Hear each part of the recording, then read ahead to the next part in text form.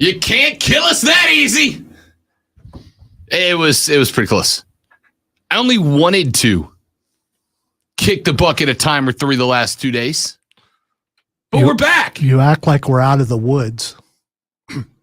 You might be. I'm not so sure I am. I don't actively feel like I want somebody to punch me directly in the face anymore. I did a couple of times over the last 52-ish hours or so. But we're back.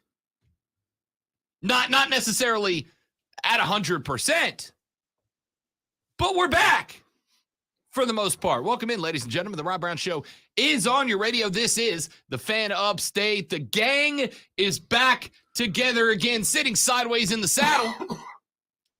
Just a wee bit under the weather. Being held together by Scotch tape and Elmer's glue, but we're here. Why are we sitting sideways in the saddle? It's an old Western euphemism, you know? Like, you don't feel great, you just kind of... I thought only women... Oh, okay. You just kind of so sitting sideways... Leaning off the horse a little bit. So sitting sideways in the saddle and riding side saddle Correct. are two different things. Okay, all right, good. Side saddle, of course, is sitting with both legs hanging on the side of the horse. Yeah, my head's near the stirrups. Lonzo's upside down on the horse. Lonzo is a scene out of a Mel Brooks Western right now. He is here physically predominantly. We're working on it. Welcome back. Glad to have you guys. I am Rob Brown. The great one Lonzo is on the other side of the glass. The team is back together again. You know what it was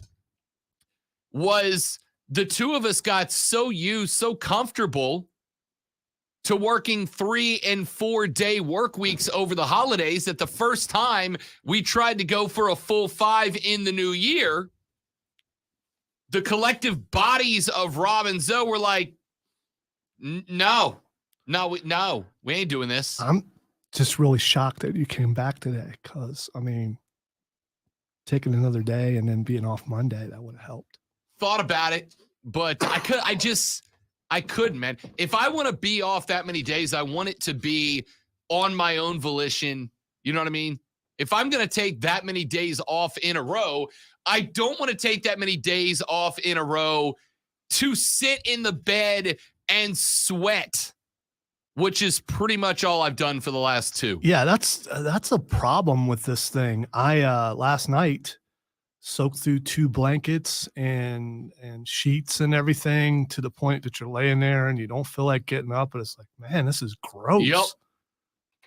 Yep. It was gross. So if you could not catch this, that would be a good idea. That is my suggestion. As your attorney, whatever it was that Lonzo and I had, don't get it because it kicked the crap out of both of us. Let me put it this way. As I texted the boss Wednesday morning, for the first time in the almost 3 years that I've been on the air here and said, hey, look, man, you know I don't do sick days.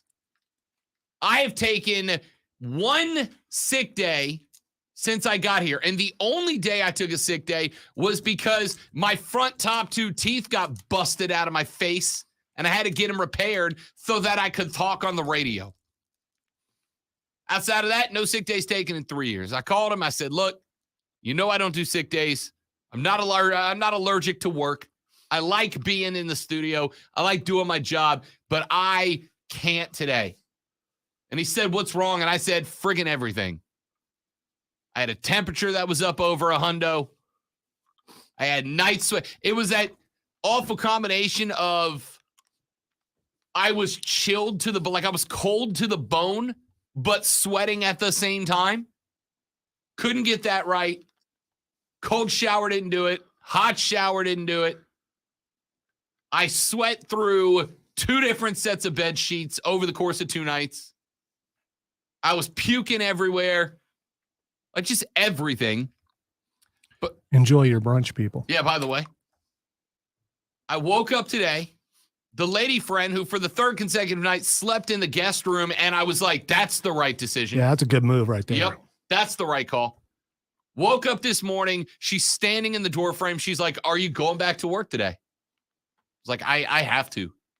I feel better. I feel much, much better. Like I said, not 100%. Still trying to get it all grouped up. But I could not lay in bed and just sweat and force down chicken noodle soup for another day. I just got to get to it. So here we are. Here we are. And what a day we've got coming up for you today. Here's what we got on the radio broadcast coming up for the rest of the morning.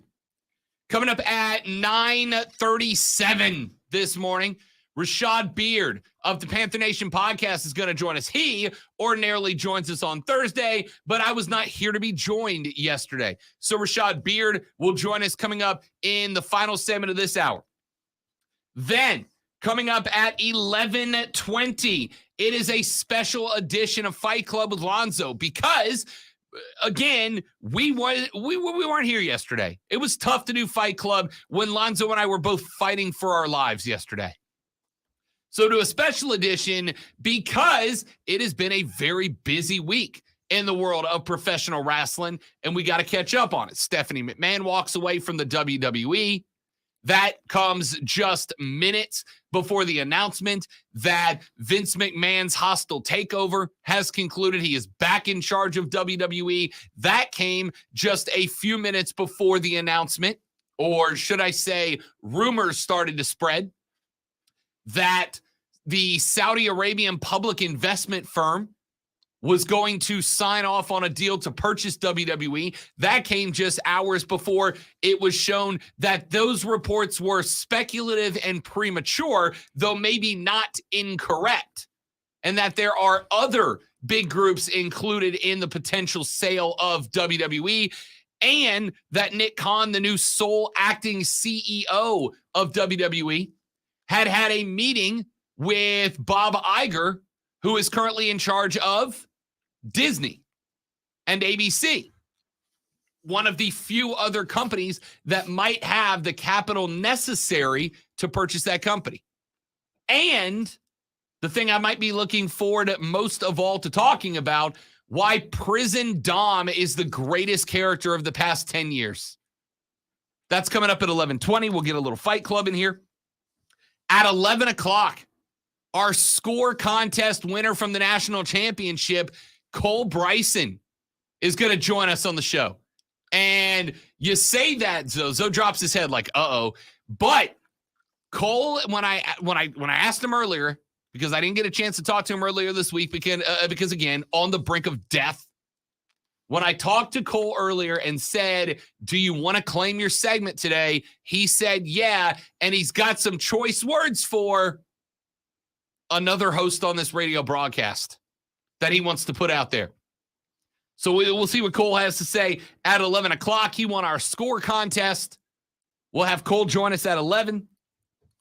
Between here and there, Dabo Swinney is not only going to be signing a new offensive coordinator to his rotation today after he fired Brendan Streeter yesterday, but he is breaking the mold and the narrative about Dabo's internal hires.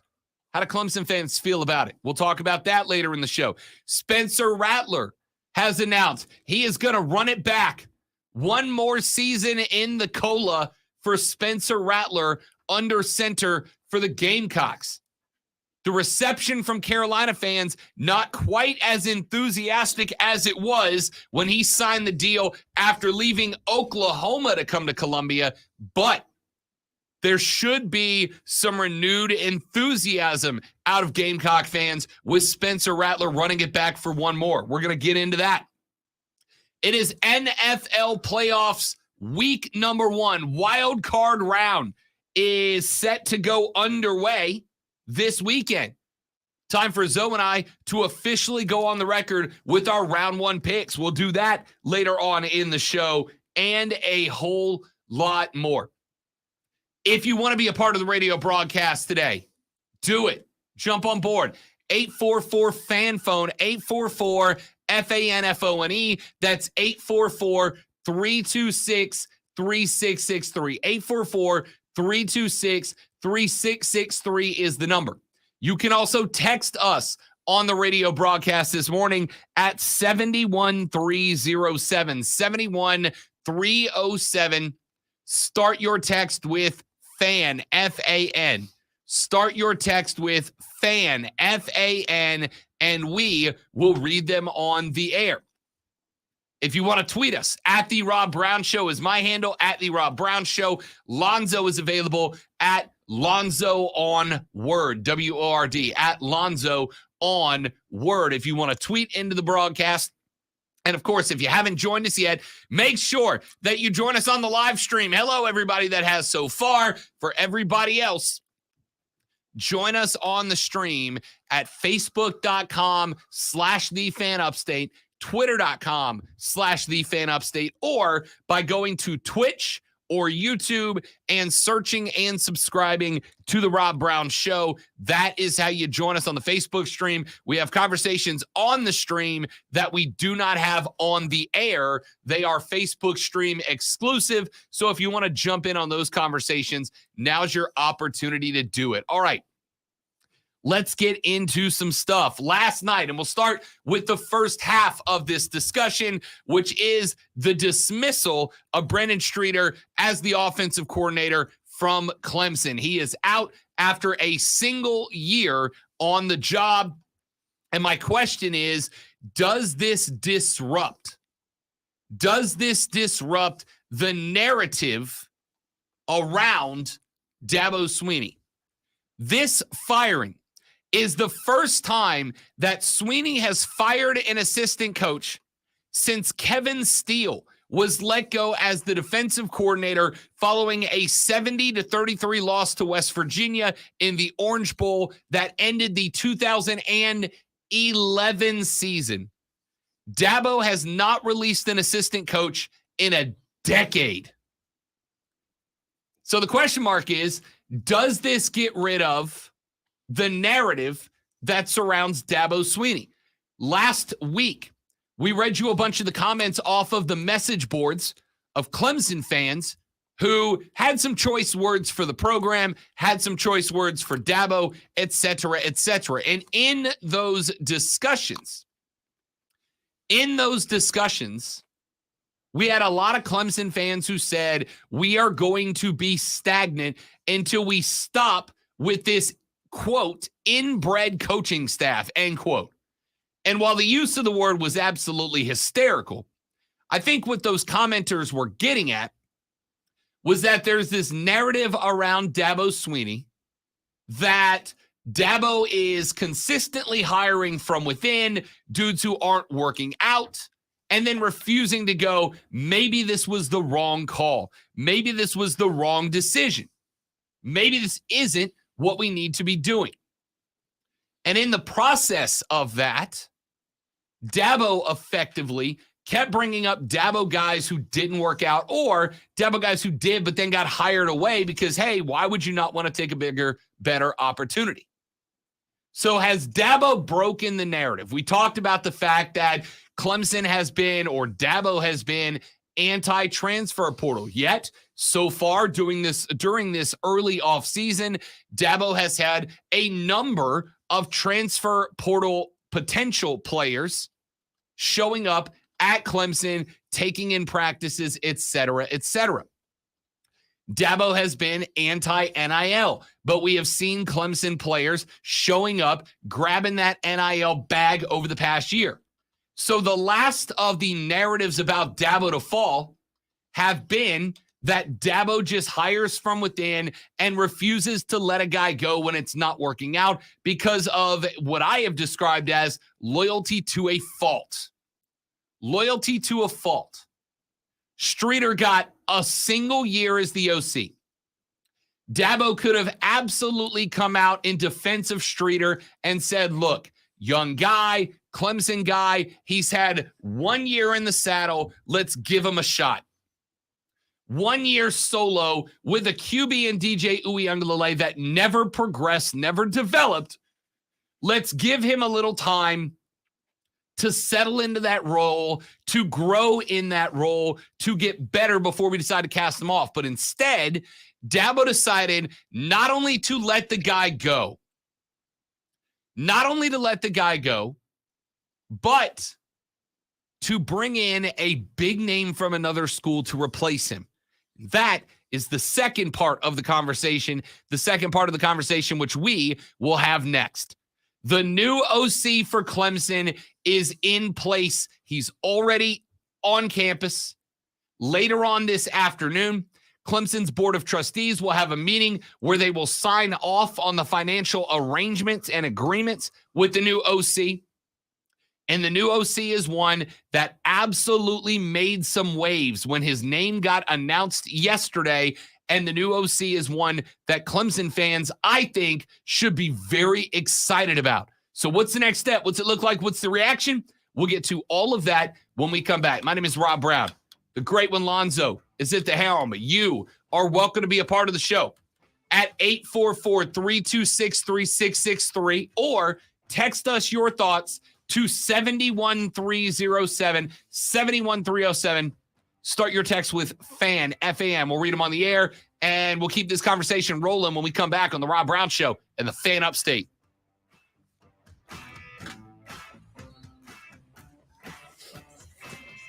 You were doing so well. I know. Almost made it through. 9 to 12 time frame sucks without your show. You're not allowed to get sick anymore. I forbid it. I also forbid myself from getting sick, Steven. Unfortunately, I haven't quite reached that level of ability yet. Not quite at the spot where I can go, stop it, body, don't get sick. I'm working on it.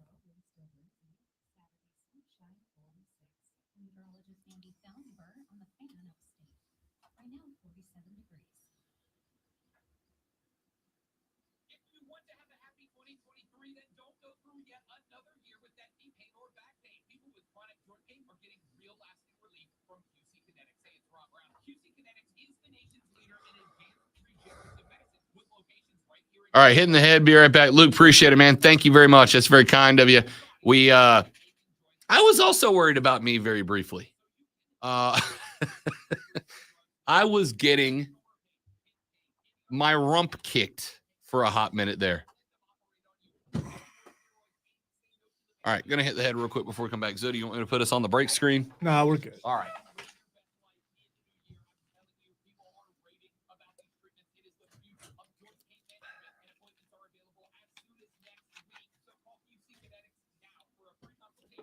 I am still pretty sick, by the way. Rob seems to have recovered a little bit better than me.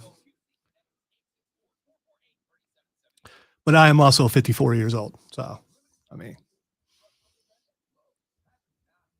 still stout in build, but this thing is hitting me pretty hard. And my wife is sick with it too, so.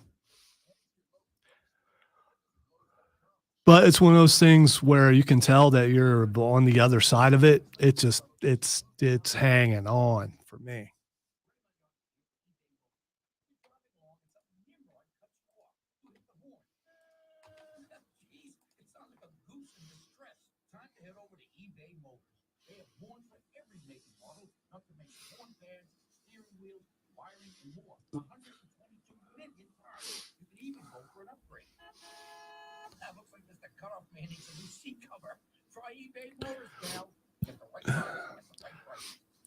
That describes the show perfectly, Ryan. I'm listening because I have nothing better to do.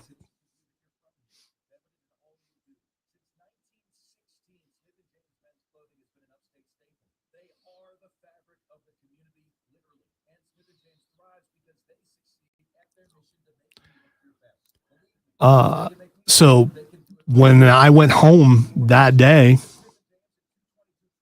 I was in bed pretty much ever since, and I stayed off of social media until like yesterday.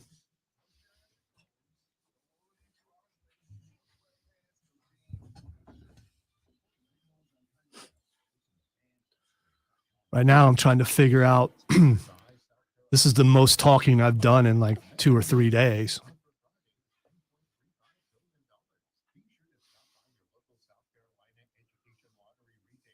At what point tomorrow do I go, you know what? This can't happen. I could just be low key. Welcome to the Upstate Pulse. If I get any louder than this, I will cough for 25 minutes straight. End of that segment, I'm like, you got to stop. You got to call. You got to pull back. You got to pull back.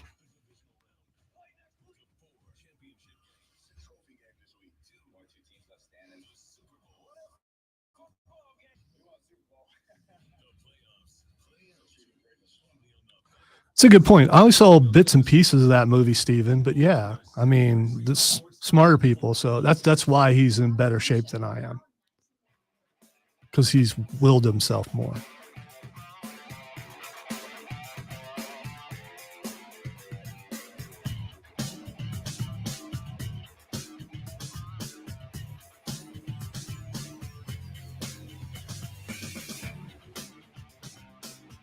Hey, Rob. Hey, Lonzo. What's the inside of your elbows called? I mean, you got armpits up here. Is this like your elbow pit?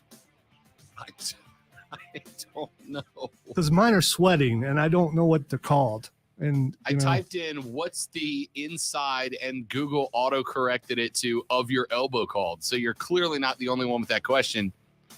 According to Wikipedia, the inside of your elbow is called the cubital fossa, the chelidon, or elbow pit.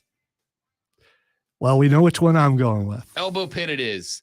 The triangular area on the anterior side of the upper limb between the arm and forearm of a human or other hominid.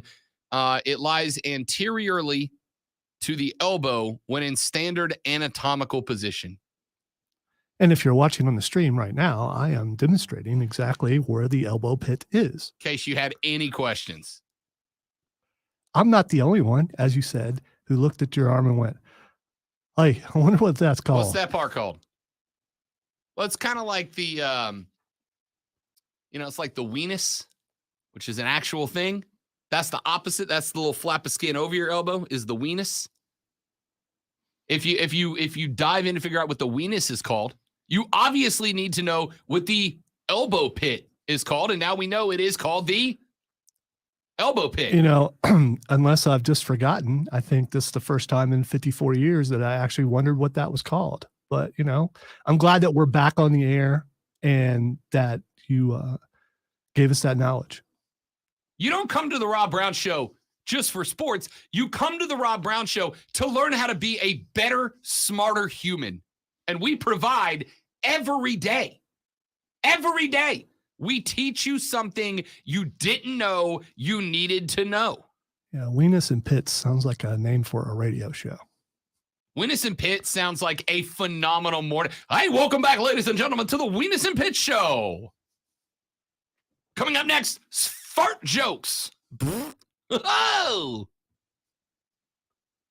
You started the show not knowing that the elbow pit was the elbow pit on the opposite side of your weenus, and now you'll be thinking about Weenus and Pitt for the rest of the day. All right, let's get to it. We now not only know that Brandon Streeter has been let go as the offensive coordinator for the Clemson Tigers, but that Dabo has reached out to and will hire TCU offensive coordinator Garrett Riley, the younger brother of USC head coach Lincoln Riley, who is the Broyles Award winner this year. The Broyles Award given out annually to the top assistant coach in college football. Streeter was the full-time play caller for a single season, despite the fact that he has been with Clemson as an assistant coach since 2015 and played quarterback there from 95 to 99. Riley spent this past season at TCU as the Horned Frogs offensive coordinator and quarterbacks coach. He was the Broyles Award winner as the top assistant in the nation, and his contract will be discussed and I assume signed off on this afternoon. Dabo Swinney said in a statement that popped into my email earlier this morning that, quote, "As the leader of this program, I am accountable for our staff and accountable for our results. And though we took a step forward offensively in 2022, after evaluating our offense in depth, I felt it was in the best interest of our program to seek new leadership at that position. These decisions are never easy, but it is my job to evaluate and assess every part of our program every year, and this was just the right time to make a change." Of course, TCU, with the exception of the national championship game, where their offense was bad, TCU had one of the most dynamic, one of the most prolific offenses in college football all season long, including a guy who I, to this day, despite his lack of performance in both the semis and against Georgia, with Max Duggan, the quarterback. Remember, you also had Riley acting as quarterback's coach throughout TCU's season, a season in which I believe Max Duggan was your rightful Heisman Trophy winner. We can debate about that at another time. Streeter served as QB coach during both of Clemson's most recent national championships. He was, of course, the coach when Deshaun and Trevor were both in charge. He was promoted to offensive coordinator last year after Tony Elliott left the program to become the head coach at Virginia. This is, as I mentioned in the last segment, the first time Swinney has fired an assistant coach since defensive coordinator Kevin Steele was let go after the 70-33 loss to West Virginia in the Orange Bowl all the way back at the end of the 2011 season.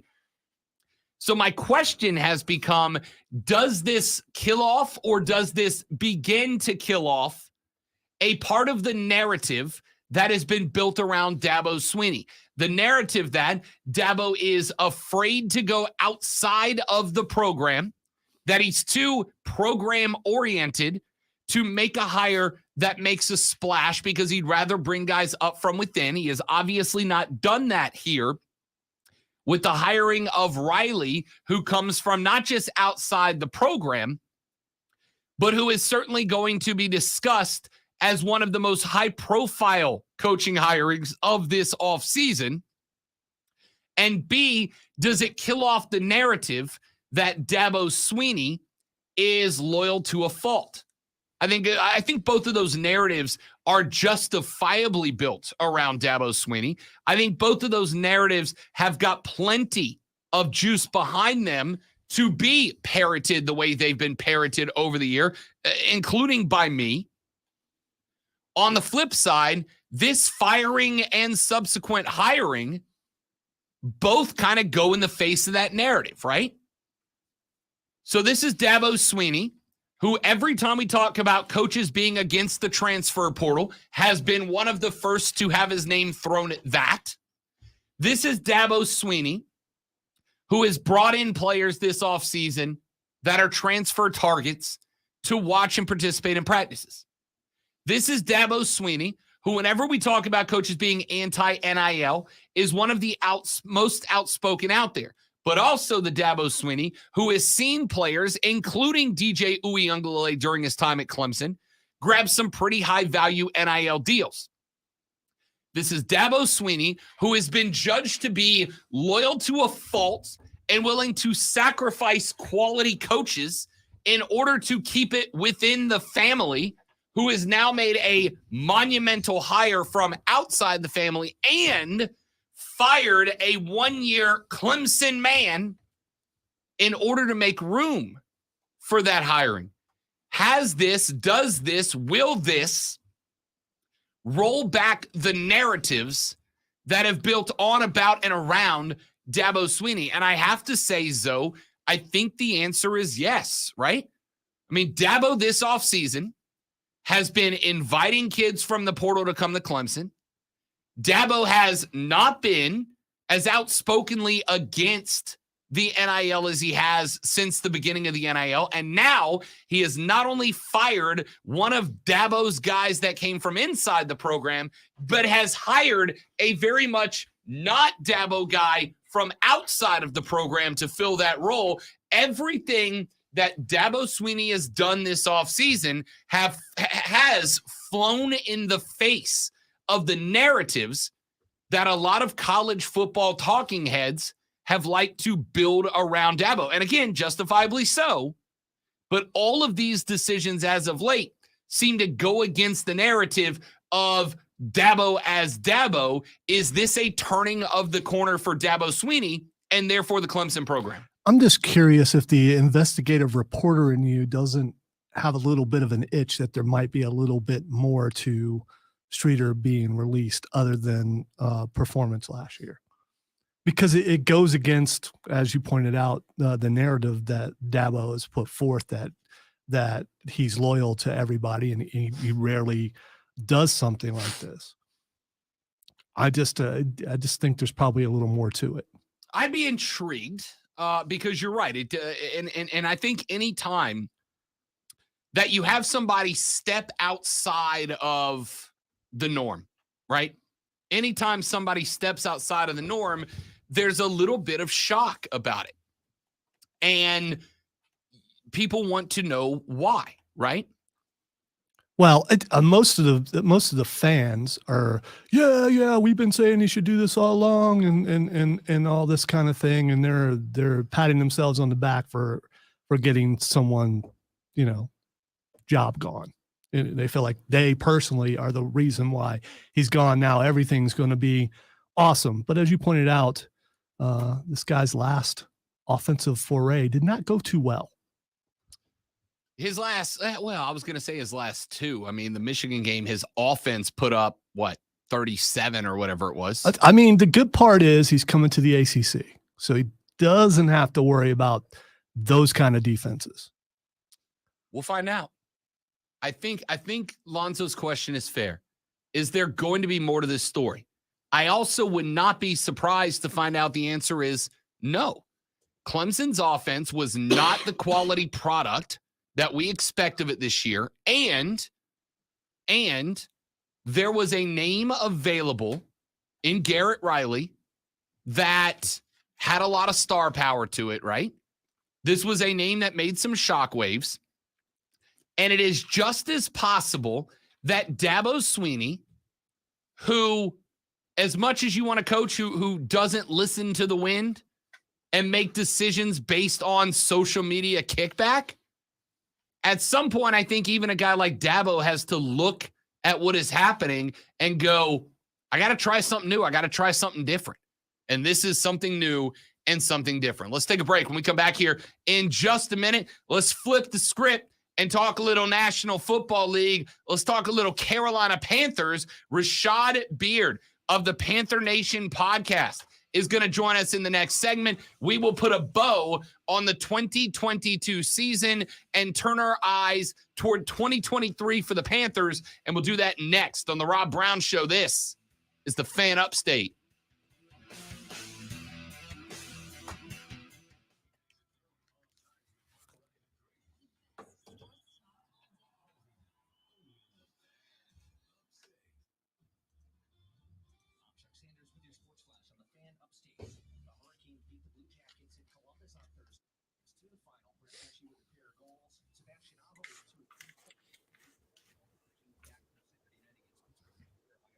Layout, there it is.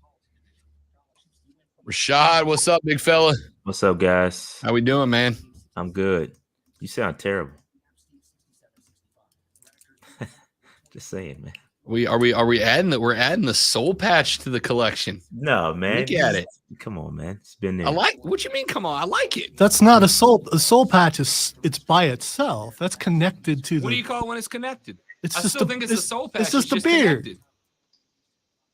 We lost you. I'm good. Sorry. I was Okay. playing with my headphones here, trying to get my headphones right. It's just a beard. It's not a. Yeah. This is the same look, dude. What you talking about? We both have been ill. He just can't. I I'm guess. not gonna lie, I've been getting my terrible. ass kicked the last 2 days. Yeah, you sound terrible, man. Oh, I felt terrible. Hey, real quick, do you guys mind if I promote this fundraiser I'm doing? Because I'm in a battle right now. No, not at all. I can't lose. No, not it's at a all. popcorn fundraiser, and I'm in a battle and I can't lose. Last day is today, so Heck yeah, absolutely. What's it for? So it's my fraternity. We community service based organization. We give away scholarships and stuff. So we're raising money for that. I like it. Yeah, we can do that. Yeah.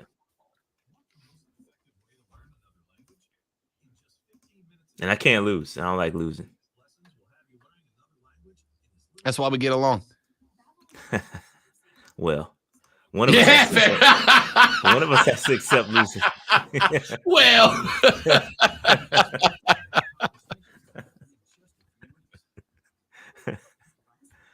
damn. Okay, like that.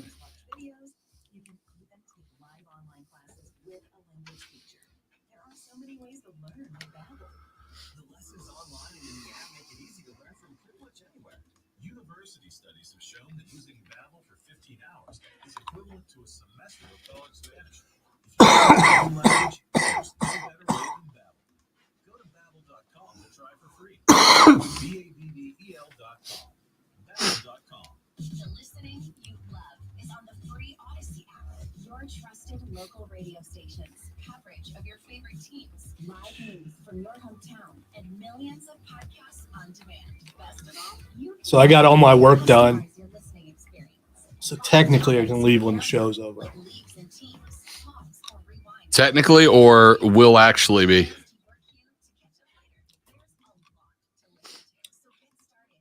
Depends on if I get an email. Fair enough. If I don't receive an email, I'm out the door around 12:30. Going straight home, going to bed. Finding something else to binge watch. I got this. I got a hockey game tonight. Got a hockey game tomorrow. I don't know what that is, Kevin, but it sounds rough.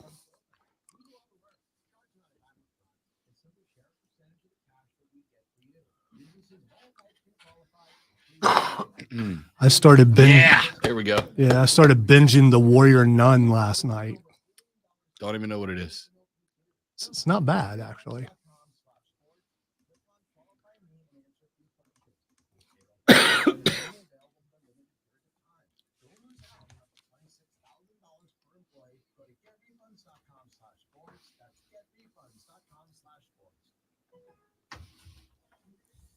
Bonus days are back for pros at Lowe's. You earn points and save when you buy the top pro brands you trust, like DeWalt. Right now, you can save $100 on the powerful DeWalt 8.25-inch carbide tip portable table saw. It was $3.99, now it's $2.99. Join today and shop bonus days. Maybe we both were so sick about how bad that game was Monday night. Oh God, what an absolute battle of teams to get to 7-9. Golly.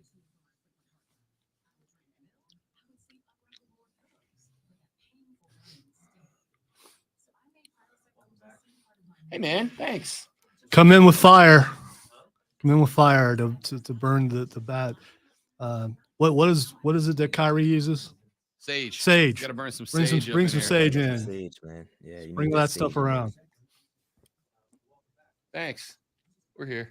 You look good. Okay.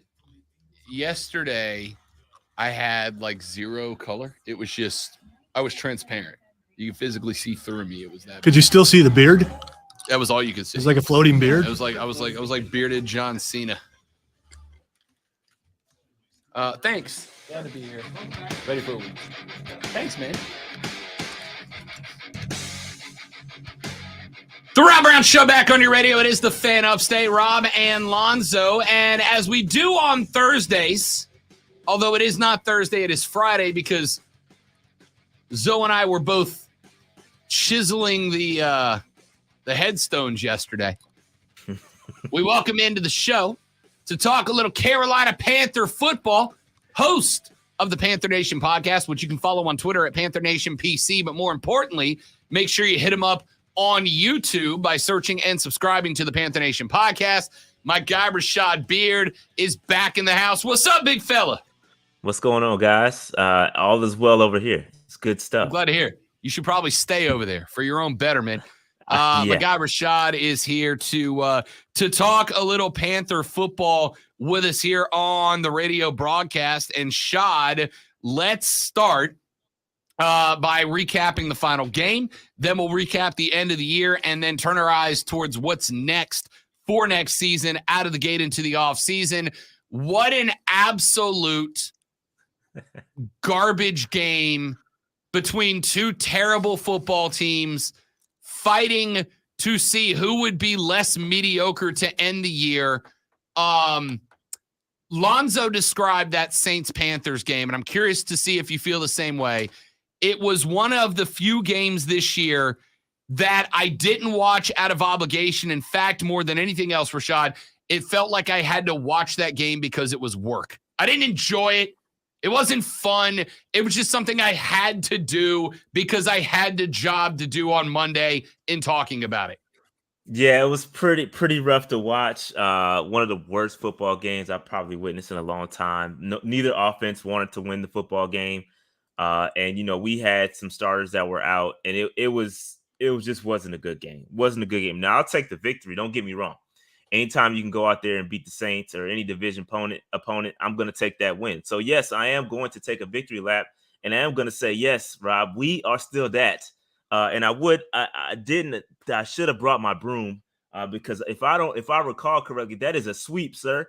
And so I'm going to victory lap, and I'm going to say, yes, we that, and I'm gonna enjoy it. So it was ugly, but I'm gonna take it. So shout out to the Panthers and shout out to Steve Wilkes for getting that victory. It was ugly, but I'm gonna take it. Yes, congratulations on the sweep of a 7-10 football team. It must make you feel all warm and cuddly on the inside, Rashad. I'm sure that it does. Absolutely, it makes me feel great. It does. It does.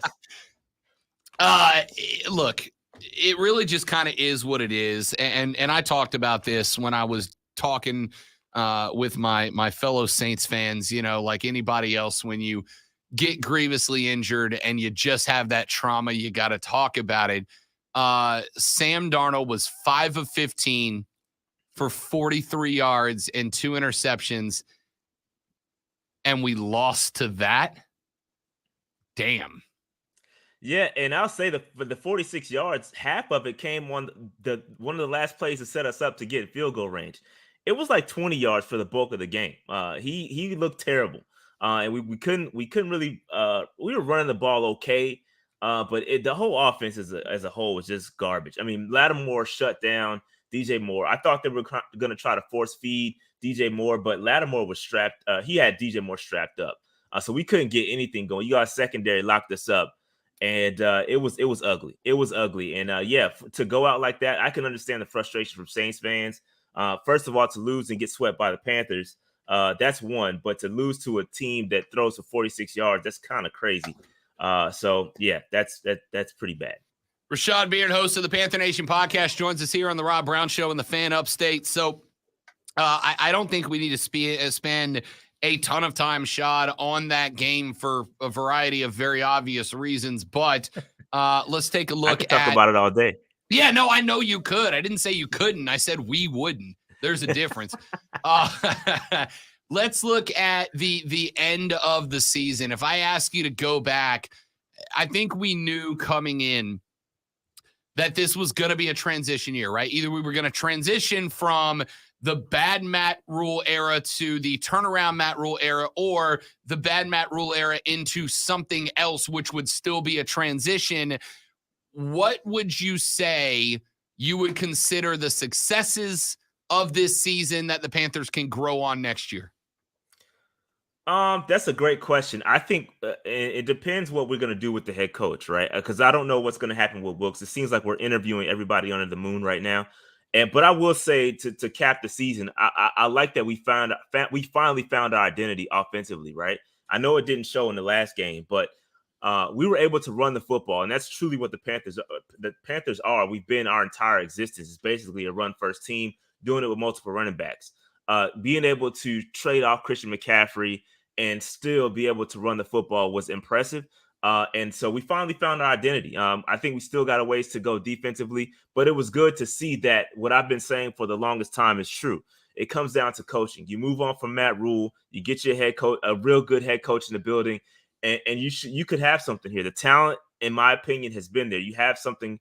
You have a nice some clay to mold into something. It's not like we're building from scratch. And I firmly believe that most of the season. And so to see that kind of, finally come to fruition with Wilks at the helm, I was happy about that. And again, that offensive identity was something that we can build upon, depending on who the head coach is. Rashad Beard joins us here on the Rob Brown Show in the Fan Upstate. So now, Rashad, as we tune our attention to the offseason, we have already seen the coaching carousel picking up steam. Sean Payton has so far been interviewed by the Denver Broncos, and no other reports of other teams talking to him, though a couple of others, including the Houston Texans, have expressed interest in doing so. We have seen OCs and DCs all over the league getting interviews. In fact, Carolina has requested to speak with Denver defensive coordinator DeMeco Ryans.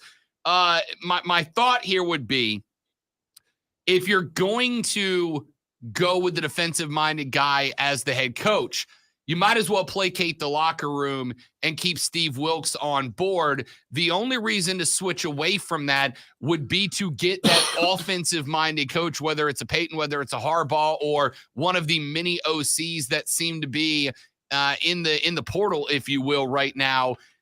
I don't see going to DeMeco Ryans as a definite upgrade over Steve Wilks, specifically because Wilks has definitely won the locker room over. If you're going to go offensive coordinator, I would need to see specifically who it is before I'd be comfortable with that. Where are you sitting on the Steve Wilks decision as of today? It's a tough decision, man. And if you look at the list of coaches that we're currently interviewing, there aren't too many defensive guys on that list. The bulk of them are offensive guys. So you got Wilks, you got DeMeco Ryans, and I agree with you. If you're going to go defensive guy, now I think there are some nuances that make maybe DeMeco Ryans a little bit better from an X and O standpoint. But that portion of what you're saying, and that Wilks has a locker room, I think that speaks volumes, right? You don't want to alienate the locker room by bringing another defensive guy, and when you have one that the players love, right? So I agree with you that if you're going to bring in a defensive guy, you probably would be best keeping Wilks. But I do love some of the offensive names that we have brought in. And for me, I've always been screaming for us to bring in an offensive mind. We've never had an offensive-minded head coach in the history of the Carolina Panthers. They've always been defense. And I think sometimes you've got to, go to the opposite end. It hasn't worked out for us, as far as we've gotten to the Super Bowl twice, but we haven't won one. So let's try something different. Let's get us an offensive guy in here. And I got to say that the guy that's top of my list, mine is Jim Harbaugh, because it appears that Harbaugh is not going to be, in play here, because he called us and we kind of shunned him. So that's weird to me. I don't like that. Harbaugh would be at the top of the list for me. Just because he's been a successful coach, 70% win percentage. He's the top of my list. If I had a wish list, he's at the top. Bring me Jim Harbaugh. But since he's not on the list, I would have to go Ben Johnson. I like what Ben Johnson is doing with the Detroit Lions. He completely flipped that team. You got a guy that in Jamal Williams that passed up Barry Sanders' touchdown record. That to me is impressive from a team that has been at the bottom of the barrel offensively. They built the offensive line. They made Jared Goff look solid this year. So if you can bring that to the Carolina Panthers offensively, I'm loving that. So, and again, I know we destroyed the Detroit Lions, but Ben Johnson doesn't coach defense; he coaches offense. So let's just keep that in mind. Rashad Beard joins us here on the Rob Brown Show in the Fan Upstate. All right, let me ask you the last one, and this is purely a hypothetical.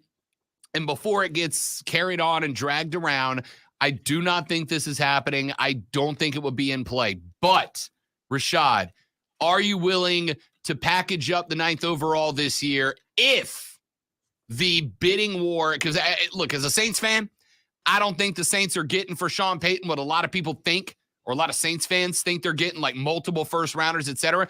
I think you're getting a first rounder, and then depending on how the bidding war is, maybe a mid-rounder somewhere else. If that's on the deal, if the Denver Broncos are the only team that makes a for real pass at Sean Payton, would you be willing to send your first to New Orleans to grab Sean Payton and bring him on board? Man, I don't know. I don't think so, to be honest with you, because first of all, I don't see it happening because I don't think that the Saints would do business with the Panthers. But that's just my opinion. That's no fact to that. But I don't know that I would be willing to give up that for Payton. I just think that, truth be told, I don't think that the Denver Broncos could offer a better package than the Carolina Panthers could, because I don't think they have first round picks for like the next couple of years, because they gave up those for Russell Wilson. So I don't know what they could be, could offer better than the Carolina Panthers.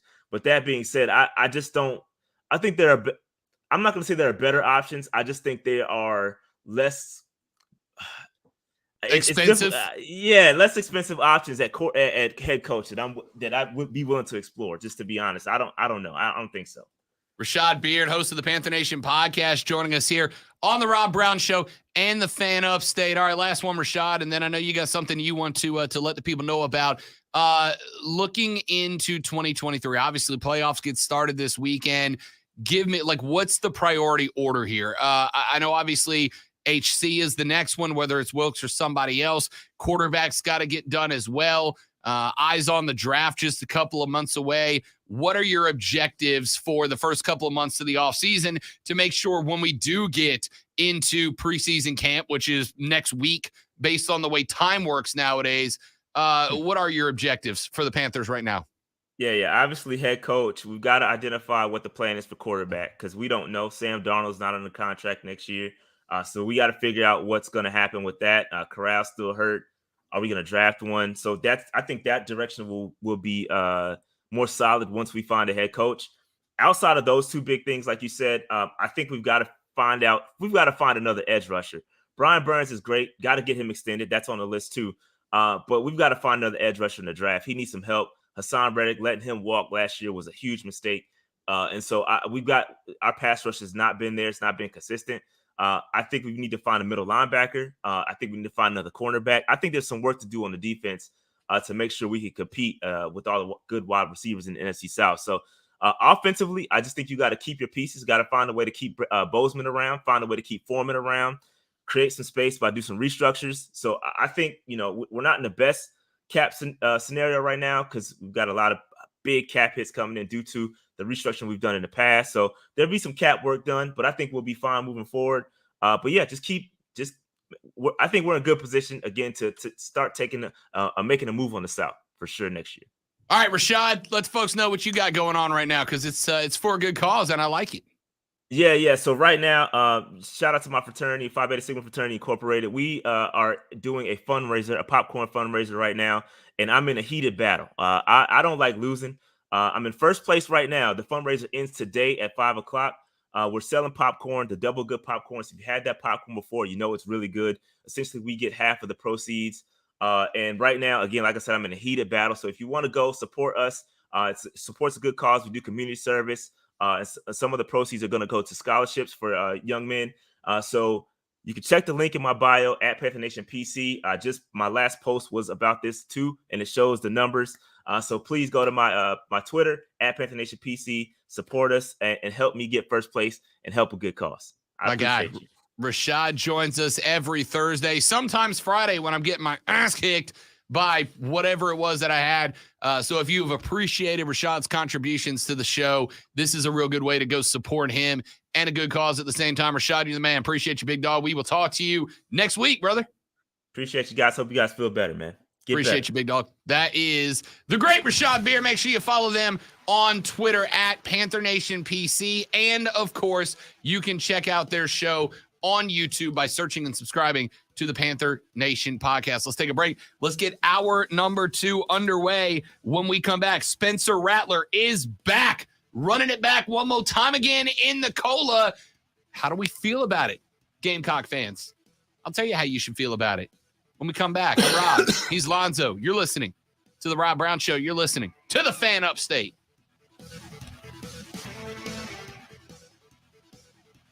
I can't do the growl voice thing because it makes my throat hate me.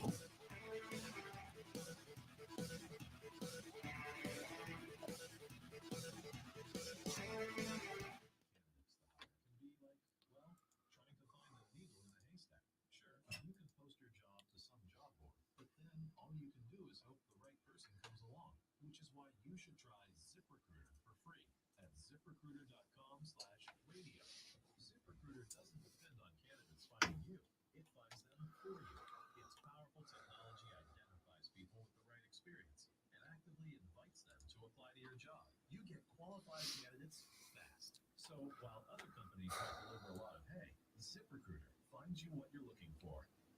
The needle in the haystack. See why 4 out of 5 employers who post a job in ZipRecruiter get a quality candidate within the first day.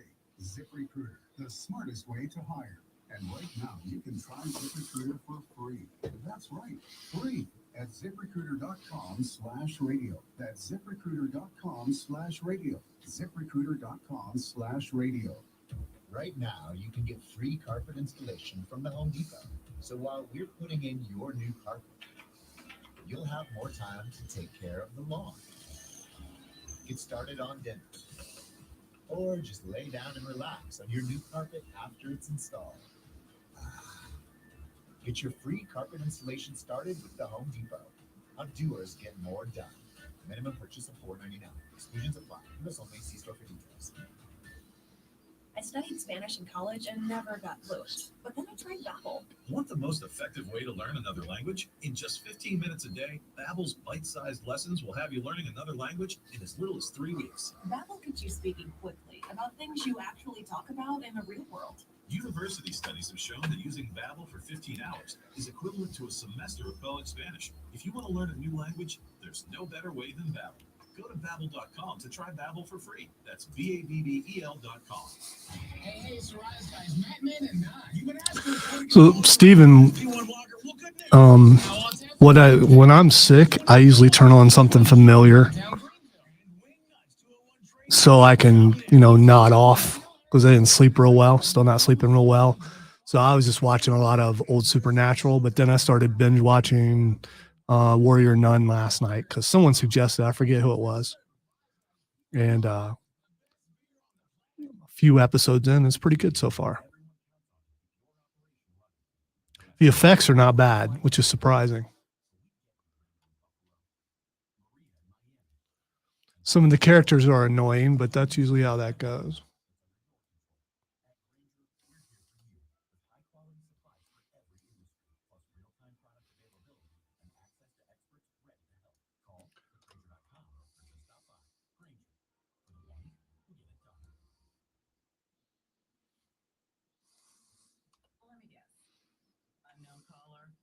You could reduce the number of unwanted calls and emails with online privacy protection. The latest innovation from Discover. Will help you with personal info, like your name and address, or protect your search websites that can sell your data. And we'll do it for free. No, it's actually live action. In the Discover app. Warrior Nun. It has to do with the halo, and the halo has to be inserted into the back of the warrior, the one warrior nun. And when the halo is put in, it almost looks like a tattoo. But to take it out, they had to pull this big device and rip it out of there. And the effects are really, really good.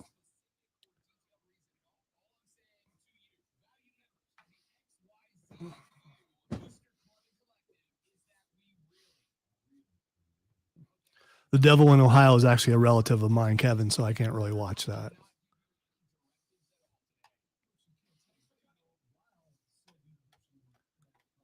It's a joke, by the way. Maybe.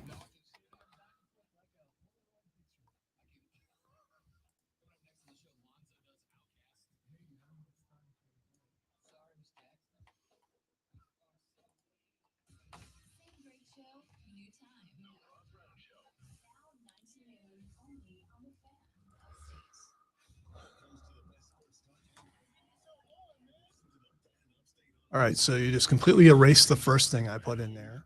What's the point of even doing it? Well, that's what I mean. I was like, I didn't erase something. Stupid corporate. Not really. I love you, corporate, because you pay me. But why you gotta mess with me? Listen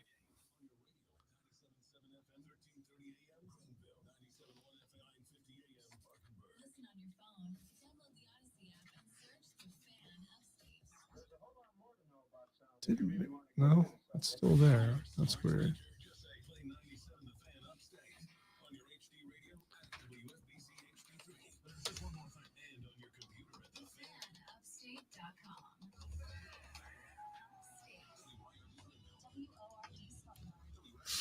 Ooh.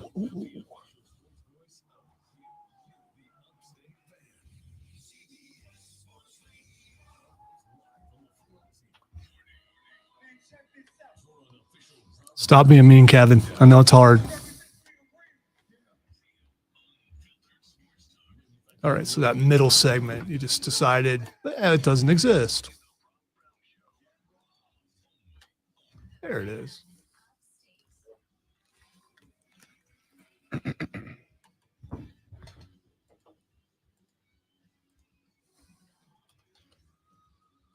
Our numero dos of the Rob Brown Show starts right now. This is the Fan Upstate. Welcome back to the Weenus and Pitt Show. Robin the Great One, back in the saddle after what I think can only rightly be described as a near-death experience over the last 2 days. We have returned to our previously scheduled greatness. Good to be back in the studio with you guys again, if only for a day, because the weekend is here. How's everybody? The air just came on, so I felt it too. I'm gonna be feeling a little bit better. Here's the thing about that: the air just came on. It just dropped about 7 degrees in the studio, and the problem is, my first reaction was not, "Oh, the air crept back on." My first reaction was, "Uh-oh, I'm getting the chills again." Was this a false return? Yeah, but my elbow pits will stop sweating now, so I mean, I'm good with that. We've got a lot going on this hour of the show. We are going to get into here in just a second a conversation about Spencer Rattler. He is returning, running it back one more time again in the Cola under center for Shane's Gamecocks. How we feeling about that, South Carolina fans? We'll talk about it coming up here in just mere moments from now. Coming up later on in this hour, the NFL playoffs set to kick off this weekend. Wild card round about to go underway. I have given you over the past couple of weeks a couple of under the radar teams that I very much like, a couple of favorites that I don't. I'll tell you why. I'll run those back at you, and we'll make our picks for wild card weekend coming up in a few minutes. Coming up at 11 o'clock, Cole Bryson is our Natty Score Contest winner. CB is going to join us at the top of the 11 o'clock hour, where he will get the extended call from the bullpen. Cole will get to dictate a segment, and if you are jealous of that, stay tuned, because we will likely, if Cole doesn't screw it up for everybody, run it back one more time again and give you an opportunity, perhaps as early as next week, to do it on your own. And, of course, coming up at 11:20 this a.m., a very special edition of Fight Club with Lonzo. It has been a, shall we say, busy week amongst the WWE fans with all the news that broke on, what night was it, Wednesday night? I think all this happened. Time is a false concept. It's like time and birds don't exist at this point. Well, yeah, I mean, I had it's like in a haze, like, did that really happen? Yeah. I don't know. Was this all a fever dream? Yeah, and apparently it did happen. So we'll talk about that coming up at 11:20 on Fight Club with Lonzo. But let's get to the opening topic of this hour. And it is this text that just came in, Lonzo. If it's the Weenus and Pitt show, who's the Weenus and who's the Pitt? Well, that's up for you guys to decide, isn't it? Weenus and Pitt. You know, again. And what made you think really that we were talking about this show? Because I called it the Weenus and Pitt show. Yeah, I had to. Yeah, I set up a joke earlier to pay off later, and you kind of ruined it. I mean, you know. Also, I don't know what this cartoon villain Scooby-Doo laugh is that I got going on. This is the Rob Brown lung capacity working at about 65% right now. At least you haven't reached the old man in the park who drinks too much kind of laugh. It's pretty close. Laugh. Yeah. Oh, it's bad. What'll be interesting is tonight, when I grab the mic in front of an arena full of Swamp Rabbits fans to MC that game. Drink some hot tea or something. I mean, you know. Big fan of the hot toddy. And I know that's exclusively on this side of the metaphorical glass, but the hot toddy works every time. I'm assuming that has alcohol in it. It does. It is a hot toddy is effectively whiskey and honey. And it works 100% of the time, every time. How much of this do you drink before it? I don't want any. I'm just curious about how much you will intake so it's enough to work. The hot toddy is a drink that you consume until either A, it works, or B, you stop caring if it does. Traditionally, the application directions are drink it until you either feel better or don't care that you don't. Love a hot toddy. All right. So Spencer Rattler announced on his social media, and does so, by the way, in spectacular meme format, displaying once again that communication in sports is 90% controlled by social media now. After playing a clip from Leonardo DiCaprio's character from the movie Wolf of Wall Street, declaring, "I'm not going anywhere. This is home," Spencer Rattler announced that he would be running it back for the 2023 South Carolina season. And it makes sense, right? Spence had a very good bounce back end to the season over Tennessee and Clemson to close the regular season. In that 2-game stretch, he went for 792, 8 TDs, and 2 picks, both over top 10 teams, and went 2-0 down that stretch. Had a decent performance against Notre Dame in the TaxSlayer.com Gator Bowl. And, of course, did so without 2 of his top weapons in Marshawn Lloyd, who had transfer portaled out. Same with Jaheim Bell. Marshawn Lloyd, of course, now at the University of Southern Cal, and Jaheim Bell now at the Florida State University. Shane Beamer responded to that news with a quote tweet that read, "Here, period, we, period, go, exclamation, exclamation, exclamation, exclamation, exclamation, exclamation, exclamation, exclamation." Rattler is going to join his top receiver, Juice Wells, in returning for another season. The All-SEC first-team selection announced earlier in the week that he was coming back after leading SC with 68 catches for 928 and 6 touchdowns. While Spencer Rattler did finish the regular season with an SEC high 12 interceptions, he threw for 438 and 6 against Tennessee. His 3,026 passing yards ranked 5th in the Southeastern Conference, and he finished with 18 touchdown passes and 3 with the legs on top of those. So why would Spence come back? And the answer is very simple. It's because of the fact that the last 3 or 4 games of the year generated enough buzz that the question, should Spencer Rattler come back, and the fact that that question was entertained so heavily based on 3 or 4 games, is exactly the reason why he decided to come back. What does Rob mean by that? Well, I'll tell you, hypothetical listener, I made up for this exact scenario. What it means is that had Spencer Rattler not finished the year with 3 very good performances against, 2 really good performances against Tennessee and Clemson, and a better than expected performance against Notre Dame, Spencer Rattler would not have been, frankly, wanted back by South Carolina fans, right?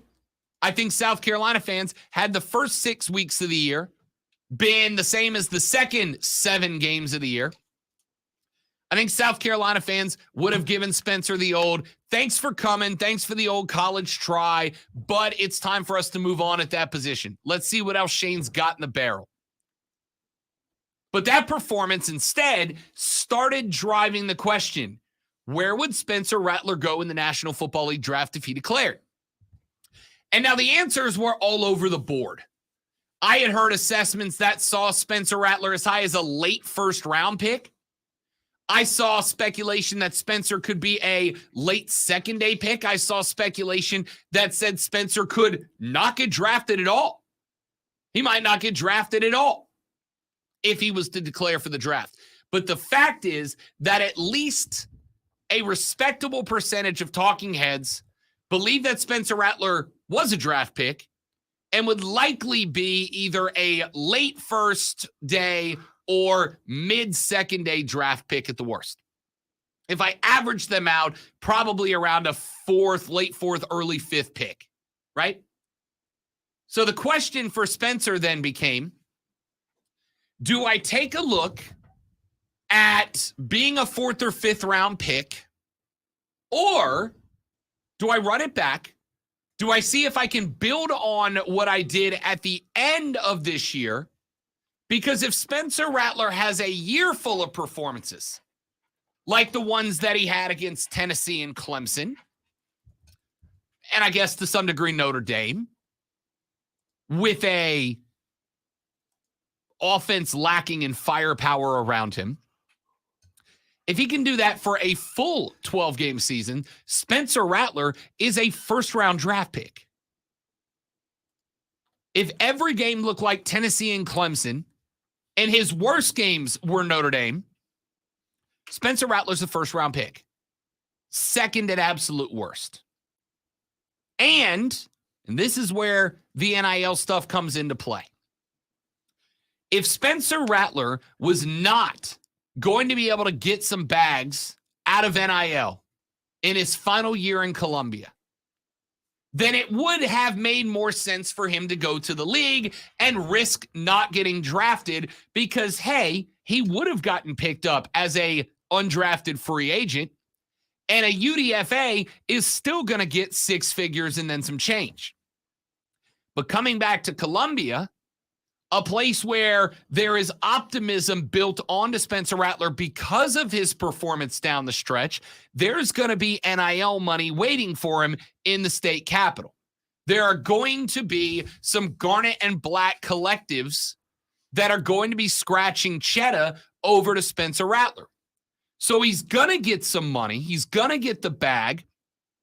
He's going to do it in an offense that will be fully built and customized for him next year. He will do it under an offensive coordinator who has NFL experience. Granted, it was terrible NFL experience, but under a coordinator who has NFL experience, who runs a pro-style set, who runs an NFL-like offense around him, and he's going to get the opportunity to square up with some very good SEC East teams. He's going to get the chance to try to take down Tennessee again. He's going to get the chance to make a run at the back-to-back defending national champions in Georgia. He's going to get a crack at a team like Florida, who has got a decent recruiting class and some good portals coming in. Spencer Rattler can build on the end of this year, can prove under an NFL-style offense and an NFL-style offensive coordinator that the last 3 games of the season were not the anomaly. They were the norm. It just took the Gamecocks longer to get comfortable with Spence than they would have liked. If he comes back and he does the entire season the way that he did the last 3 games of this year, Spencer Rattler will be a first-round NFL draft pick, and the career earnings opportunities for him at the league go through the roof versus busting into the league as a late round draft pick or a UDFA where he would have had 2 or 3 years on a league minimum and had to prove himself at the league. Now he gets to prove himself with one last year under an offense that will be tailored to him, and the earnings potential goes through the roof. Spencer Rattler made the right call here, and I'm not particularly worried. I've already heard the chorus of, well, why did it take Spencer so long to decide? Why did he keep Gamecock fans hanging for so long? The answer is because dude had a lot of variables to look at. He had a lot to take into consideration before he made the call, and the timeline of me or you or anybody else is irrelevant to anybody except Spencer Rattler, Shane Beamer, and the NFL teams that might have been interested in drafting him. He took those into consideration. I think he leaned the right direction. He took the time he needed to show that the decision was important to him, and he made the call, and frankly, I think it's a good one. He made the best decision for Spencer Rattler. That's what it comes down to. And I think another major question is this the best decision for South Carolina? As far as Spencer goes, I said I didn't think he was going to get drafted because the sample size, while big, is so inconsistent, absolutely inconsistent. And yeah, he had a couple good games, but not the kind of stuff to project him into the first round. I mean, come on. And I am curious if he, and I'm sure he did, had some feelers out there with some people asking, where he would be drafted. And more than likely that had to factor in with why he's coming back. And I am looking forward to see what he can do, if he can be consistent for the entire season, if he will gel well underneath this new offensive coordinator. And we saw that the Gamecocks seem to take a step upwards. Can they continue to do that? And if they can, Spencer Rattler is going to have to be the guy to help them get there. I wonder, is this the best move for South Carolina that he's coming back? I have to say it is, right?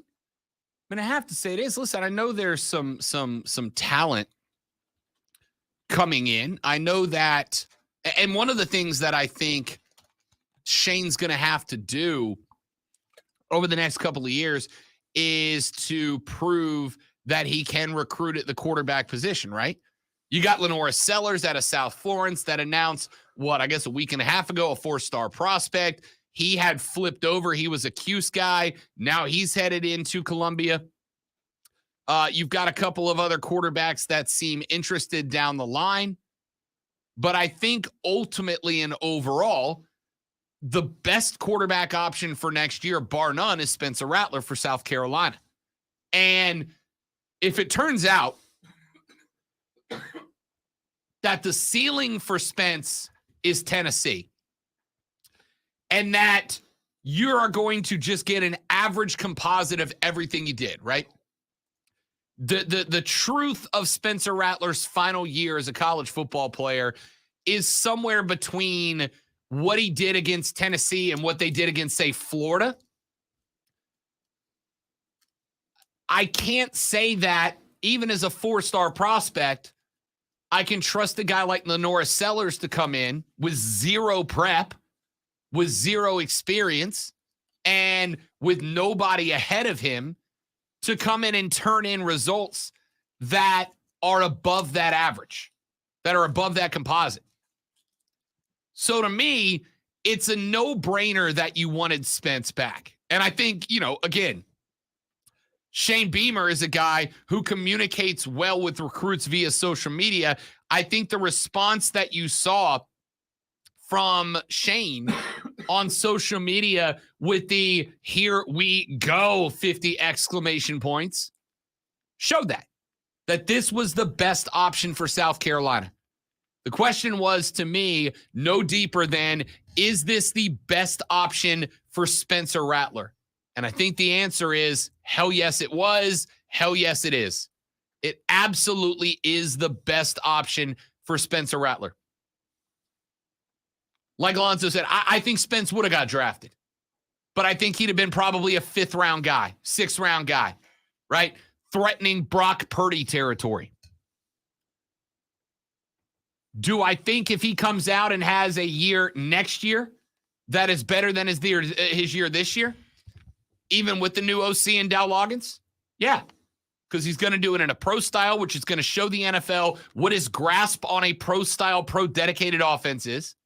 He's going to have a hell of a lot more chemistry with his team, with his HC. He's got his number 1 wide receiver back. I still think, as I mentioned a couple of times, I think at the end of the year, Jaheim Bell in a Florida State offense that does like to utilize its tight ends is going to have them going, oh, we screwed the pooch with Jaheim. But he gets Juice back. I think that's a big pickup. I think that the tools are there. The weapons are there. The pro style set is now going to go in place. Gets a full off season to ingest it, digest it, and get prepped for it. This is a prove it year for Spencer Rattler to the NFL, and I think South Carolina benefits from that, without a doubt. All right, let's take a break. When we come back here in just a minute, I want your thoughts. I want your thoughts, South Carolina fans. 844-FAN-PHONE, 844-FAN-FONE, 844-326-3663. Text us On the text line, it's open for you at 71307. Start your text with FAN, F-A-N. Texter says, after all that Rattler talk, it makes me wonder if my weenus can touch my pit. Is that normal? I think it can touch the other one, right? But I don't think you can touch the same arm together unless you're just really bendy. In which case, see a medical professional. I have more weenus and pit texts, but you guys have gotten creatively weird with them. I think is good enough to say right now. Should I feel bad about that? I don't know. I feel guilty. After the last 2 days, I'll laugh about anything. All right? Let's take a break. We'll come back here in just a minute from right now. Plenty more to talk about on the Rob Brown Show. This is the Fan Upstate.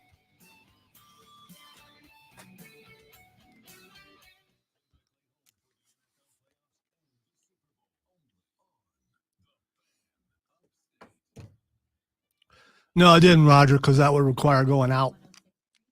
But I did find the vapor rub last night, and did you apply liberally? I did. Problem with vapor rub, it never really goes away. No matter how much you scrub. Nope. Yeah, it's still there.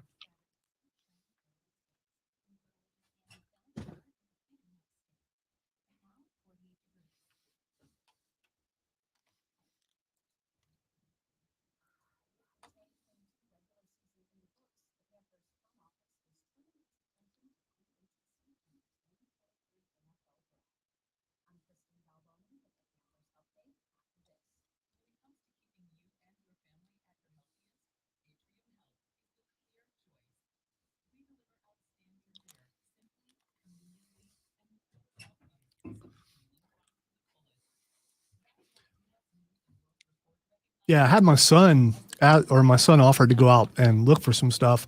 A couple of places he went were out of Dayquil and NyQuil. So either people are cooking something else up or a lot of people are sick. It's probably a combination of the two.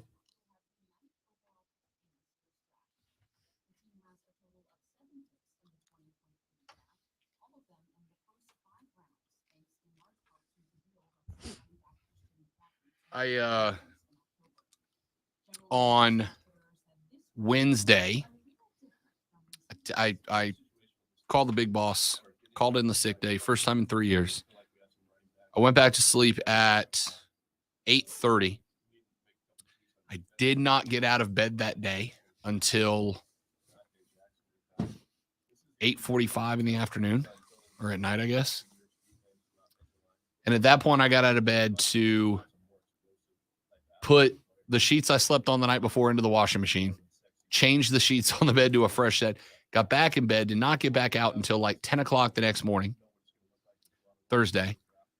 Woke up at 10 o'clock on Thursday, moved to the couch, was on the couch for about an hour and a half before I realized I could not get comfortable on the couch, went back to bed, went back to sleep, got up last night about 5 in the afternoon, changed the sheets again, finally started feeling quasi-normal. And even then, like, Hendricks was like, are you coming back tomorrow? Actually, he said, how you feeling? Which is manager talk for, are you coming back to work tomorrow? And my answer was, I ain't dead yet. As the great Princess Bride said, mostly dead is still partially alive. The alarm went off this morning at 5:45, which Wednesday when I got out of bed, I felt okay when I got out of bed, but after like 30 minutes of getting ready, I was like, nope, this ain't gonna work. So I was a little trigger shy this morning too. I'm still like, nope, but I'm here, you know.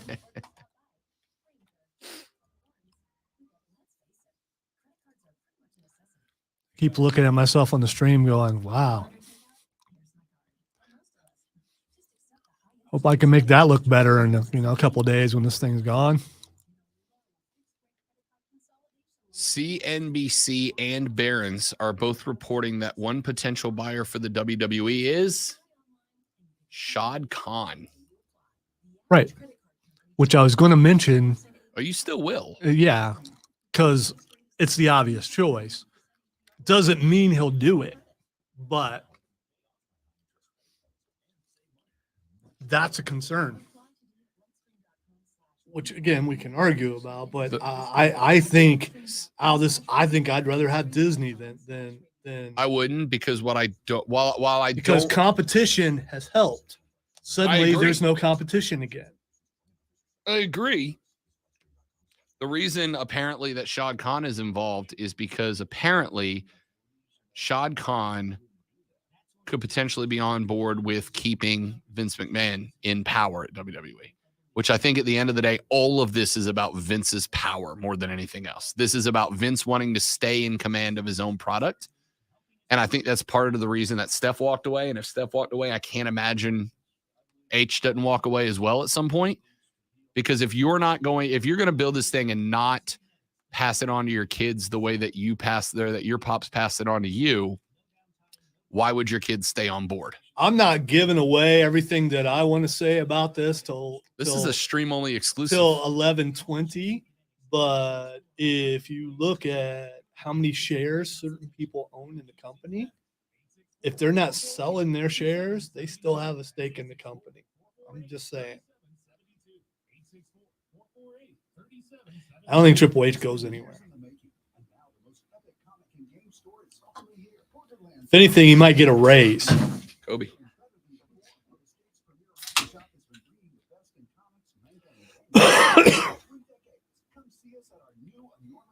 But if a certain sale goes through, you lose one major star who's been on the rise all this year. And we're not going to talk about it till 11:20.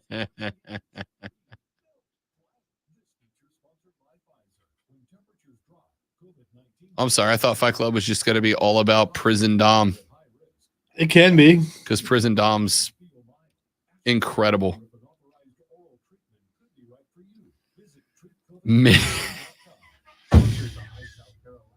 I can't get over the Miz TV segment.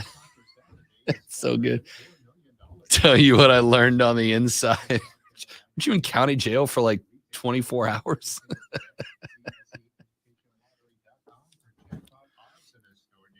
I've seen things on TV and stuff. I think 24 hours Tell in any a jail. Story about you having to scare that guy straight.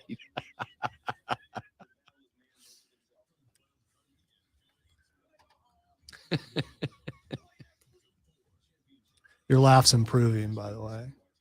He's keeping it low key so you don't, you know.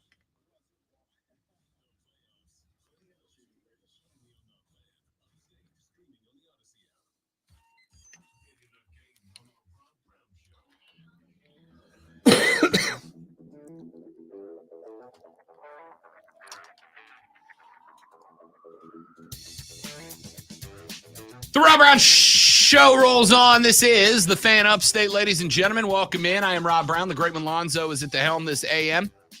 844-FAN-FONE, 844-326-3663. I will go ahead and tell you that if you want to get in on the broadcast today, you basically have the remainder of this hour to do it. Cole Bryson won our national championship game day score selection. He will be joining us coming up at 11 a.m., where he gets the extended phone call. Then at the 11:20 segment, it is a very special edition of Fight Club with Lonzo, because there are no shortage of things to talk about in the world of pro wrestling. And then in the final segment of the next hour, obviously, we'll cap off the week with Twitter trending topics. So if you want to get in here, you have about another 25-ish minutes to do so. 844-326-3663, or shoot us a text at 71307. Start your text with FAN, F-A-N, FAN, F-A-N. Couple of texts that we have not gotten to yet. I'll get to them right here before we talk NFL wildcard playoff prediction previews. That was a lot of words. Texter says, FAN, armpit, elbow pit, behind the knee pit. Also, my weenus is substantially more stretchy on the left than on the right. Weird. Here's what I love about this weenus and pit conversation is the number of people I know that when Lonzo asked what the little part on the inside of your elbow was called, And we looked up the actual name, but then obviously decided that we're all just going to collectively call it the elbow pit. And then I made reference to the opposite side, the little flap of skin that goes over your elbow, affectionately and scientifically known as the weenus. How many of you immediately, and I know this happens though, how many of you immediately grabbed it and started juggling it around a little bit, just kind of stretching it and pulling on it a little bit? How many of you pulled your weenus publicly? Which is completely legal, and you can't go to jail for that. No. Yeah. The texter who said that, it's longer on the left than it is the right, I'm curious if he's right-handed, because then he can get a better grip on the left than he can on the right, so he can pull it longer. I mean, it just, maybe that's what it is, unless they're ambidextrous. I mean, maybe. I guess it all depends on how you pull your weenus, I'm sure we are not going to get in any trouble for this segment at all, for the record. Well, that line right there, maybe. Texter said, fam, might have missed it, but where y'all have been the past 2 days? Lonzo and I were both fighting for our lives, metaphorically speaking. He's joking about that, but he's not. No, I'm not. I very much hated because everything. When I'm laying in bed, wishing I could go to sleep, listening to my lungs make sounds, and it's like, okay, is this when they talk about the last breath? Is this what this sounds? Is that what it sounds like? I will put it this way. I have been here for, let's see, March 3rd will be 3 years. So what? 11 and a half months I've been here, or I guess 10 and a half months I've been here. So in 2 years, 10 and a half months, Wednesday was my first bona fide sick day. I worked through COVID. I worked, with the exception of one day, getting my teeth fixed through a busted face. This past Wednesday was my first sick day, to tell you how bad I felt. And Lonzo had the same thing. Well, yeah. And I've been here working on my 24th year now. And I rarely call in sick. And to that end, here's a hypothetical for you. If you come in sick and a coworker catches something, do you owe that coworker an apology? I mean, it's no one I know. I'm just curious. Hypothetically speaking. Hypothetically, if that were the case, would you owe that coworker an apology? I'd say like a fruit basket. Because you don't know that what you have is possibly contagious. I mean, they only had identical symptoms at the exact same time. Well, and this thing starts out as kind of an allergy feel to it. It does, and then it takes a major turn, and it's sudden, and it really was. It's just like, oh no. It was 0 to 60, or should I say 60 to 0 real quick.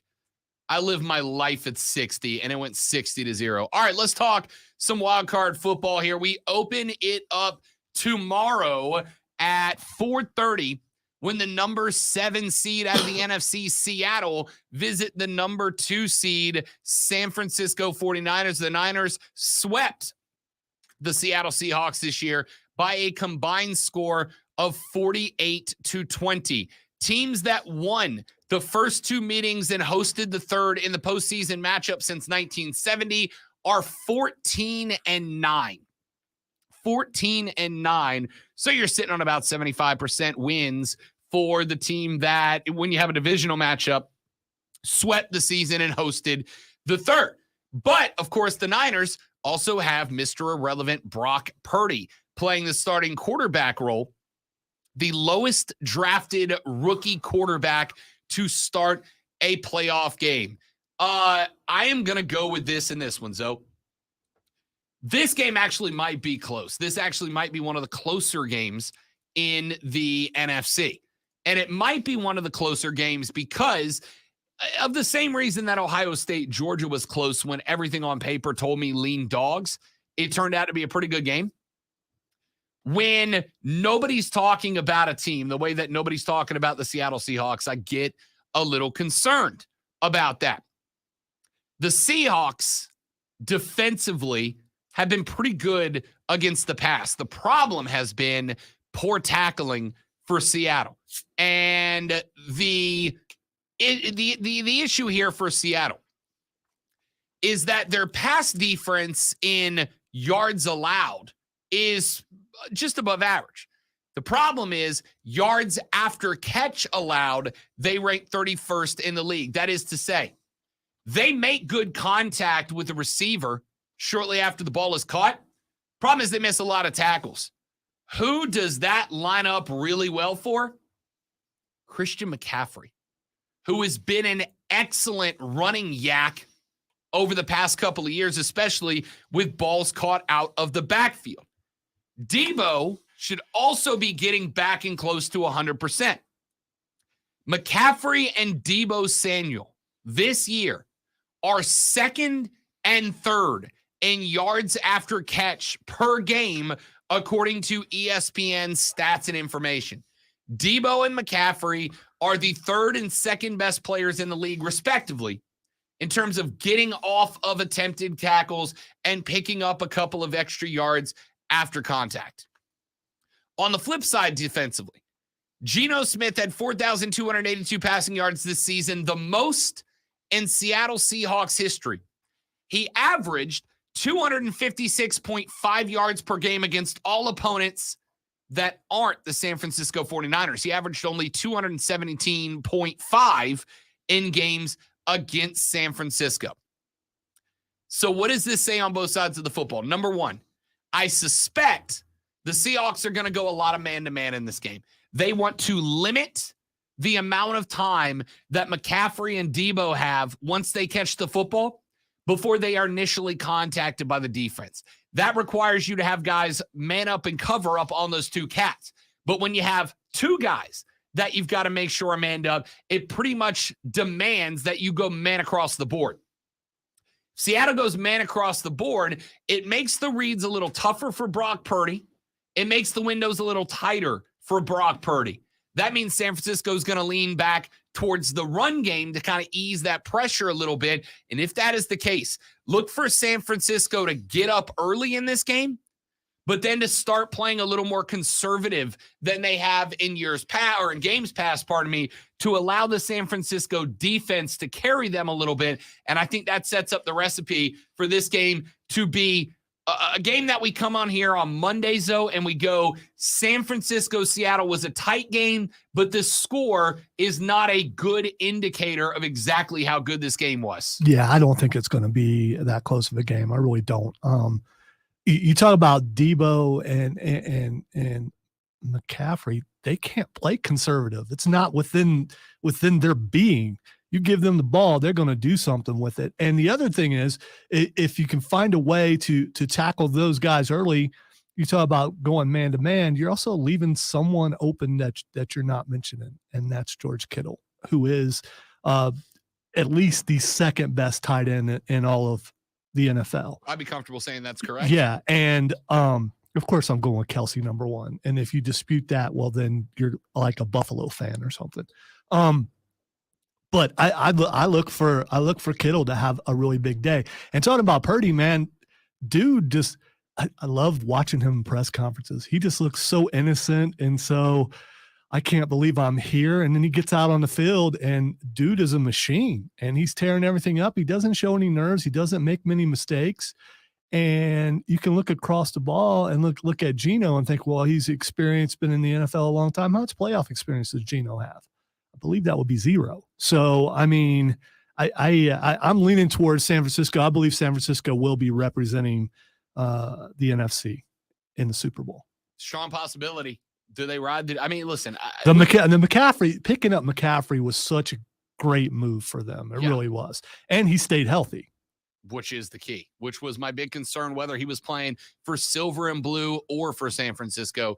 Could he stay healthy? Saturday evening, we have got a game that is intriguing to me, Zoe, because you've got two QBs, both of whom have a real opportunity here to kind of continue to lay the foundation for what folks believe in them. Justin Herbert, Trevor Lawrence, Chargers at Jaguars.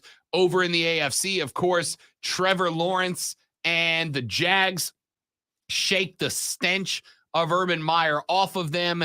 They not only make it to the playoffs, but they do so by winning their division. Granted, the second worst division in the National Football League, but they win their division nonetheless. Herbert and Lawrence are both making their first career playoff spot. Lawrence at least played in a winner go home week last week, but he also has 5 turnovers across the last 4 games with 2 picks and 3 on the ground. This one's going to be interesting because you have got not just 2 young guys, neither rookies, but both rookies in terms of making it to the playoffs. It is going to come down to, I think, not even the starting receivers. I think this very much comes down to the secondary receivers and who can break out. Both of these teams have defenses that have the ability to lock down a receiver, but are not going to be good if you can start getting extra touches. I think the quarterback that wins this game might be the quarterback that has more names in the passes completed to column underneath them. It is Christian Kirk out of the slot on one side. It is Keenan Allen out of the slot on the other. Whichever one of those 2 quarterbacks is able to more efficiently spread the football around against a couple of decent but not top tier defenses should win this game. I'm leaning, as much as I've enjoyed Jacksonville's run, as much as I am pulling for TL16, not even because he's a Clemson guy, but because I want to continue to show how redonkulous of a hire Herb was. I think that Justin Herbert and the Chargers win this one.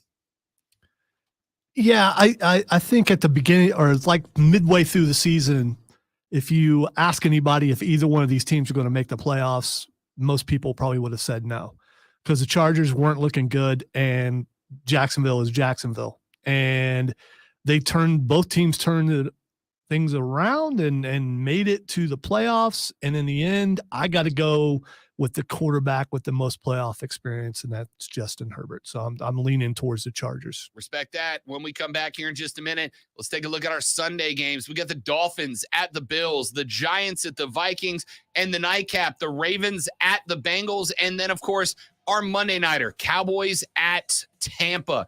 We'll take a look at those 4 games on the fly when we come back. Rob, Lonzo, you, the Rob Brown Show's on your radio. It is the Fan Upstate.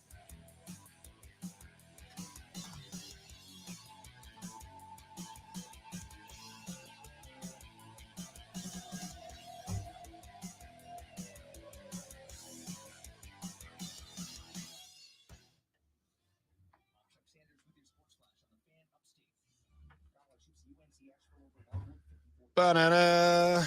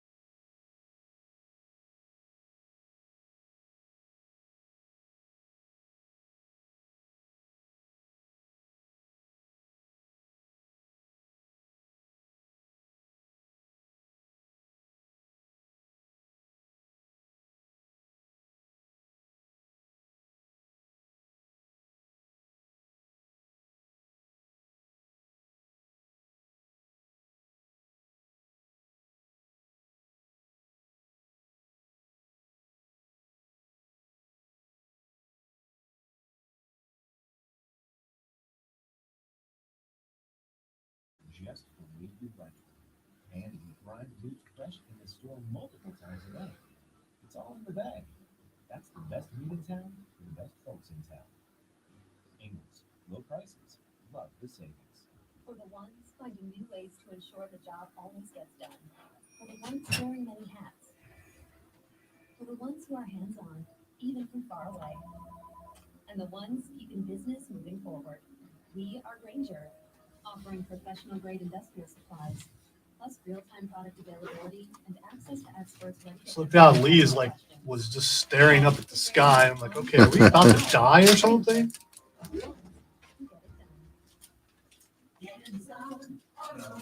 Price is averted. He got in his car. We're good. No one like that. We'll get you set up for some stronger starters. You might just need a fresh charge, and we'll take care of that free of charge. But if it is time for a new battery, we've got replacement batteries that'll fit your needs, starting at just $79.99. You can learn more about our battery selection at AutoZone.com. That's what makes us America's #1 battery destination. Maybe based on data from the NPD Group 2021. Dancing crew, trip for two, nailed the final interview. Game with Doug. Brand new month. Come on, kid. Give me that. The more you want to do, the more we want to do. New COVID-19 boosters designed for recent Omicron variants are now available. Learn about eligibility and schedule a free updated booster today at vaccines.gov. Sponsored by Pfizer and BioNTech. Save now on appliances and more at the truckload event at Lowe's. Get deals on select major appliances and take home what you buy same day.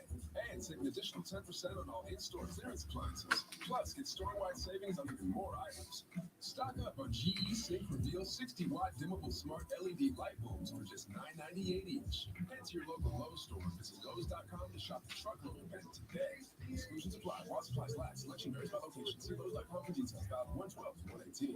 From the Ingles Market Studio, the Upstate, 97.7 FM Greenville, 97.1 FM Spartanburg. from the Free Odyssey app. CBS Sports Radio.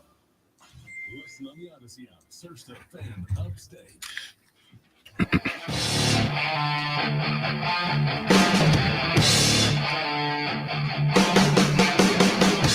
All right, we got our first two games in the books. Lonzo and I both got San Francisco as the 2 seed, outlasting Seattle, the 7 seed.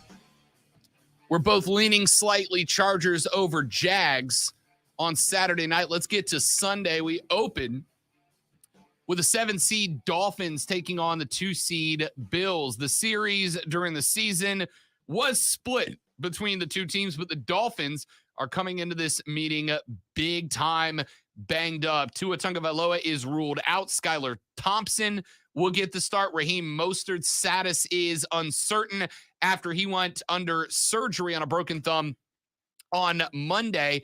Mostert ran for $136 against the Bills when the teams played in Buffalo last month. He was a big part of that decision, but if he is available, will likely not be 100% in this one. And listen, this one, of all of the games in the opening round, this is the one that if everybody was healthy, I'd be very excited about. It's an upstart Miami team, young coach. Yesterday, the lady friend discovered how big of a dork Mike McDaniels is, which is the reason I love this guy, right? She sent me a meme of a Dolphins practice as they were getting practice started with the hip hop going in the background and McDaniels walking across the middle of the field with his joggers pulled up to his knee, and he's just kind of bumping along to the music. And she said, he looks like a guy who's running the company while his dad's away on vacation. And I'm like, that's such an accurate description, except for he took a team that has been hamstrung, not just by injuries all season, but keep in mind that after the Brady stuff and all that this past offseason got out, Miami was kind of in the mix of all of that. So a team that's had the NFL's ire drawn to it as well. But that being said, you've got Jalen Waddle out there who has really made a name for himself this year. The problem is, as we have mentioned, it's just a banged up Miami team. And unfortunately for them, they are banged up at precisely the wrong time, because not only are the Bills playing good football, but they are still riding the momentum of what happened to DeMar Hamlin a couple of weeks ago. We saw what that led to against New England this past weekend. Josh Allen is looking as comfortable with the football as he has in the last couple of years. Unfortunately, Zoe, Miami's just too banged up to compete. The Bills are going to win this one by a lot. Even if Miami was at full health, which I agree. I mean, you hate to see that Tua's still having concussion problems. As long as he has, I mean, that doesn't bode well for him long-term in the league. And I'd love to see him out there as everyone else would. But when it comes down to it, even at full strength, Miami was not going to contend against Buffalo. Buffalo is going to spank Miami. Largest point spread in the opening round. San Francisco, 9.5-point favorites, is the next closest. The Bills are minus 13 in this one. And listen, I've told you a lot of times, ordinarily, when an NFL team is minus 12.5 or more, I don't touch them. I'll be dropping coin on Buffalo minus 13 in this one. They'll win this one by 24. Giants at Vikings is your Sunday afternoon game, 4:30 kickoff in this one. Minnesota, a 3-point favorite in the 6-3 game. It is a rookie head coaching matchup as Kevin O'Connell and Brian Daboll, both Coach of the Year award candidates after leading their teams to better records than anybody expected them to. This is Justin Jefferson Day in this one. He has been absolutely phenomenal. Listen, I'm not expecting anything other than a Vikings flame out at some point because that's just what they do and where they come from. But Justin Jefferson in the first matchup of these two teams went for 12 snags and $133 and had a couple of drops. That number could have been well up north of 160 with a couple of touches. They're not going to have the same problem in this one. This is all Justin Jefferson. I like where Daniel Jones has played this year, but the Giants have had a couple of opportunities this year to solidify themselves and just not been able to get the job done. I don't see it being any different in this one. New York's going to move the ball because Daniel Jones understands Minnesota's best defensive players are at the line and well in the backfield, which means that the underneath passing game will be there for New York. But underneath passing means you're not going to have a bunch of home run balls. Minnesota's going to hit one or two. Give me the Vikings. You know, when you go down the list on Super Wild Card Weekend and look at all the games and go, oh man, I can't wait for this. I can't wait for this. Can't wait for this. This is the game. I'm like, yeah, I could care less about this game. And I'm unashamed to say that. But Kirk Cousins is still the quarterback for Minnesota, right? Turns out, yes. Giants are going to win.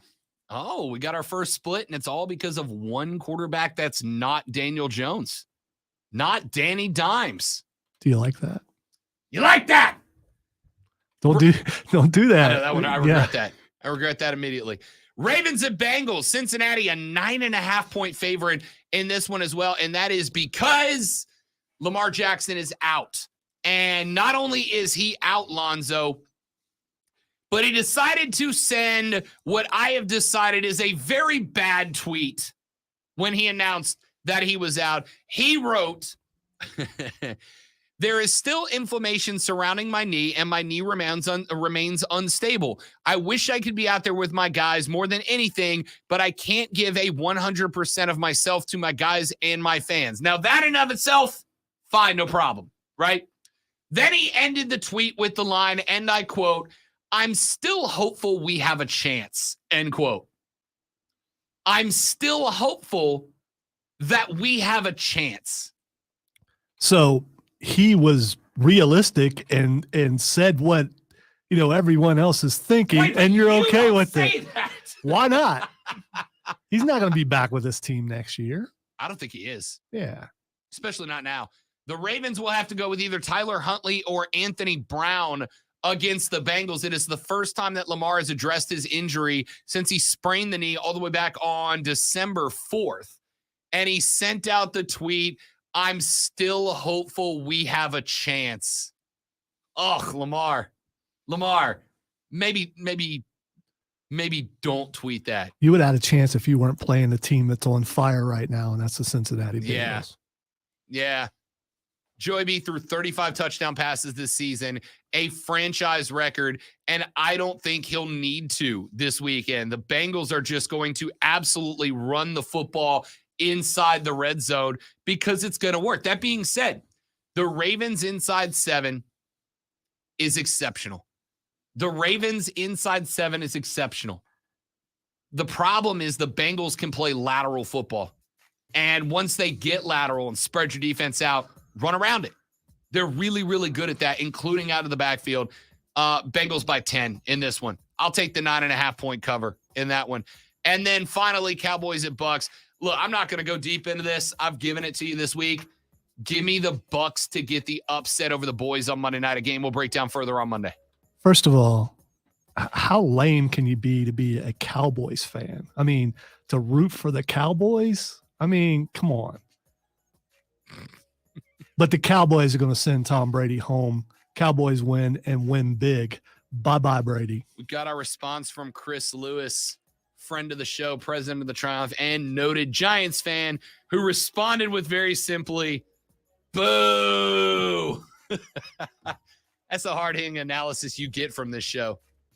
Let's take a break. When we come back, Cole Bryson claims his prize. We'll see what he's got to say next on the Rob Brown Show on the Fan Upstate.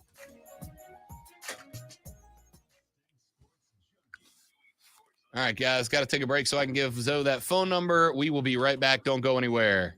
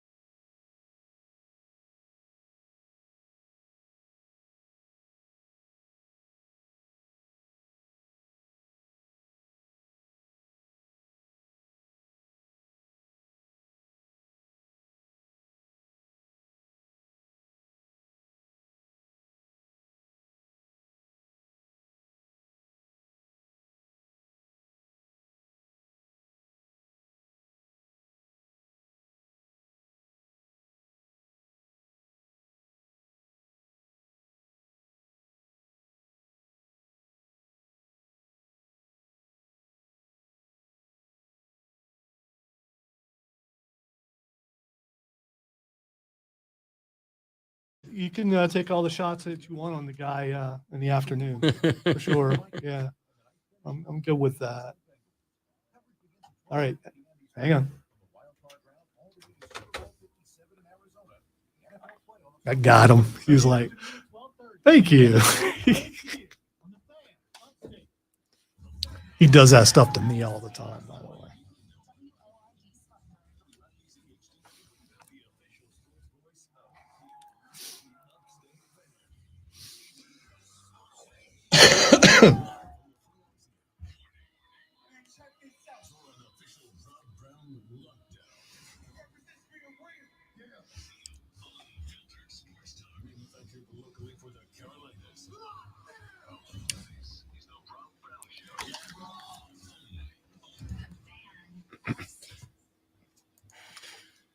The third, the final, the best, the money hour of the Rob Brown Show starts now. This is the Fan Upstate. Welcome back, ladies and gentlemen. Great to have you. Appreciate you joining us. You wanted to. You wanted to so bad. I know. I know. It'd have been such a mistake. We still got an hour to go, man. I am playing hurt today, ladies and gentlemen. Limping into the third hour, but hey, champions rise to the occasion. My name is Rob Brown, the great one Lonzo on the other side of the metaphorical glass today. We have run through and given you our playoff predictions for Wild Card Weekend. If you got any thoughts on those, you can text us at 71307. Start your text with FAN, F-A-N, FAN, F-A-N. Texture says, tuned in a little late to the show, but like, what the heck happened the past 2 days? Where have y'all been? In bed, fighting off the Separately. icy grip of death. Separately. We're in bed separately. You gotta be specific with that. It was not a Willy Wonka in the Chocolate Factory type situation where Grandpa Joe and Rob were just laid up waiting for the golden ticket. Lonzo and I both got the rumps kicked by whatever it was, but we're back, y'all. We're back and ready to roll for this entire 3 hours before we take off again for the weekend. Good weekend, though. We got NFL football tomorrow, a pair of games, 3 on Sunday. We wrap up Wild Card Weekend on Monday. It's going to be a good one. Which we're off on Monday, by the way. That is correct. Yes. We are off on Monday, so we will not be breaking the boys-Bucks game down further.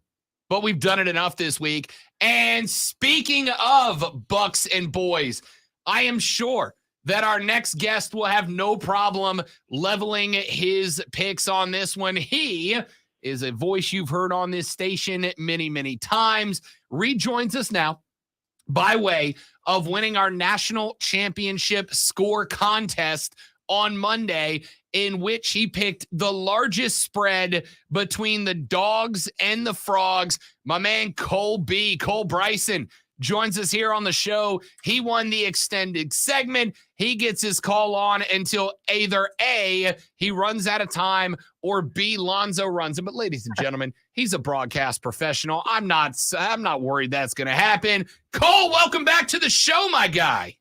It feels like a little bit of a challenge there on that second part if Lonzo cuts me off. Now I kind of want to see if I can get cut off, Rob. I've been here 3 years. I've done it twice so far. So, you would be at 50% of my total in one segment, which would be impressive.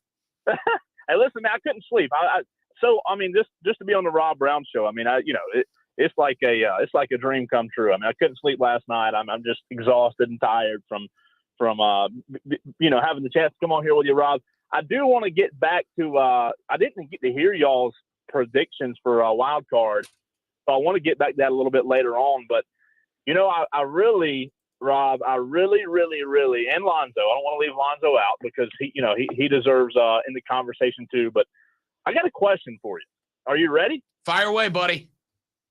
All right. So since I won the Church League basketball segment, if you're close enough, whoever gets close wins, whatever your contest was called. Since I won that, I do have and I may take a little heat for this, but I do have something that's been irritating the heck out of me. All right. Everybody gets, at some point, everybody either retires or gets let go or moves on, or not everybody's ending looks pretty. And yesterday I saw a lot of this crap on Twitter from Clemson media that just discussed, and I'm a Clemson fan, you know that, but there's a lot of Clemson media that I just can't stand. Anyways, when somebody gets fired, it's like oh, well, remember, they have a family, they have dogs, they have a wife, they have kids. Yeah, they do have all that crap, and I hope the buyout makes them sleep at night. But man, my question to you guys is, I want to know if you agree with me on this, or am I being too harsh? The answer to this is, if you don't want to get fired, do your job. Don't lose to South Carolina. Don't lose to freaking. I mean, if you're a sorry, sucky coordinator, do your job better. Oh, well, all these tweets yesterday about, remember, he has a family. Da, da, da, da, da, da. How far off am I on this? I'll just say this. I just touched my headphones. They are icy cold as your heart right now, Cole Bryson. I know the height of sensitivity over there. Man. So y'all disagree? Now, listen, we've talked about this with Dabo a lot, right? Because I asked the question back in the first hour, and you've obviously got as much right as anybody to answer that question. My question was, Cole, does this move, the firing of Brandon Streeter, the hiring of Garrett Riley, does this kind of start to knock off the narrative of Dabo Swinney that he is, an only inside the program guy, that he's loyal to a fault and will let Clemson suffer as long as he gets to keep pumping up his guys and is willing to let things go sour before he's willing to admit that he was wrong about something? Does this kind of kill off that narrative a little bit? And obviously, when you add your part of the conversation to it about, I don't think any of us necessarily, let me rephrase that. I know the popular thing to say is when a guy gets out, nobody celebrates a guy losing their job. Nobody said, I don't know, man. Sometimes I do, right? Like sometimes I do. It's kind of like, and I've gotten in trouble with this before. Don't speak ill of the dead. Well, if the dead person sucks, I'm going to say that person sucked, right? It's not to say I celebrate their death. I'm just saying that person sucked, and them being dead doesn't immediately make you not suck. Brandon Streeter was, I think objectively, you can make the argument subjective, but I think Brandon Streeter, unfortunately, was in a position he wasn't ready for, right? He wasn't ready to be the OC for Clemson or for a school that big. Do I think things could have been different if maybe he was co-OC for a couple of years under Tony Elliott and made the switch up? Maybe if he goes down and maybe does some OC work at an FCS level school for a couple of years and learns the rope and comes back, maybe it could be different. But at the end of the day, I got more calls last year when we talked Clemson about how the offense was not the quality that was expected and demanded of them. And I think a lot of that goes on Streeter. Dabo was right to make the move and make the move now, a move that rocked the boat, a move that brought in a home run hire of Riley, a guy who just led an offense to a natty game. Even if the offense didn't show up in that game, he got them there. I think you can be excited about moving on. I don't think you have to dance on the grave of Brandon Streeter to do it, but I also think that to some degree you're right. If Brandon Streeter would have been the OC that Clemson wanted and deserved, then we wouldn't be having this conversation today. No, I think you put it better than I did. I'm not celebrating it, but it's hard for me to, especially in the NFL, man. The NFL game, the coaches are getting paid a lot more than the college coaches. It's just hard. Like I'm a Cowboys fan, obviously, and when Jason Garrett got fired, I probably was on the celebrating side. I've celebrated pro coaches getting fired before. It's just it's their job, but my gosh, they're going to be all right. They're not wondering where their next meal's coming from or if they're going to be able to make their car payment. They're making millions of dollars, so they're going to be fine. So I agree with it. You put it well. And then about the narrative with Dabo hiring only inside.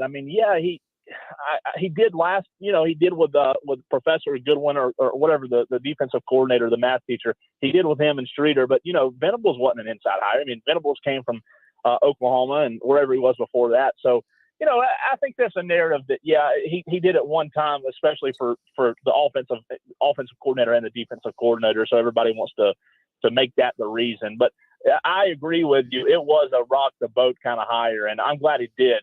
So that was my opinion of the day. Now, I do have one more thing, Rob, before I hear your and Lonzo prediction for the wild card weekend. Have you heard the latest rumor? I mean, I've heard a lot of the latest rumors. I Okay. need to know which one we're talking about here. Latest rumor is, and again, a little birdie gave me this rumor, and I hope the subject of the rumor is listening. But a little birdie told me that Mark Ryan is a fraud Tampa Bay Buccaneer fan. That if you go back to his social medias and his closet before Tom Brady was traded to the Bucs or signed by the Bucs, Mark Ryan was not a Bucs fan. That's what the little birdie told me.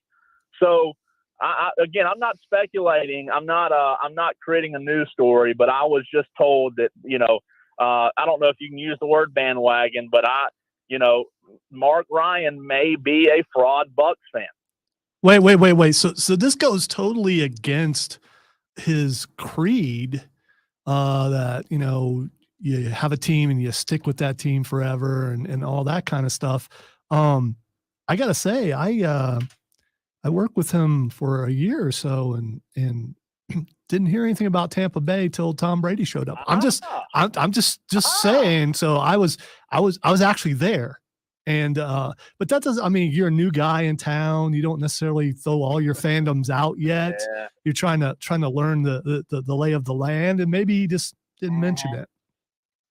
Sounds like an excuse. Rob, can you confirm or deny? I will neither confirm nor deny. I will simply say this.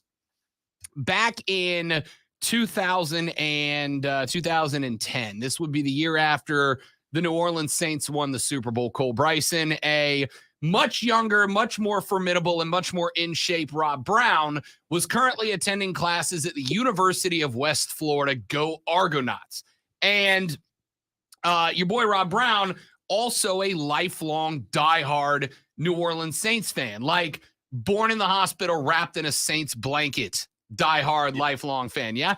And I will simply say that up until about 2006, when the Saints went to their first NFC Championship game, which of course they lost to Brian Urlacher and the Chicago Bears, I had always wondered why I was the only one that wore Saints colors. And then in 2009, the year after Drew Brees, Reggie Bush, and co won the Super Bowl, all of the sudden, CB, the University of West Florida campus located in beautiful downtown Pensacola, Florida, was suddenly flooded with people wearing New Orleans Saints jerseys and shirts and hats and whatnot.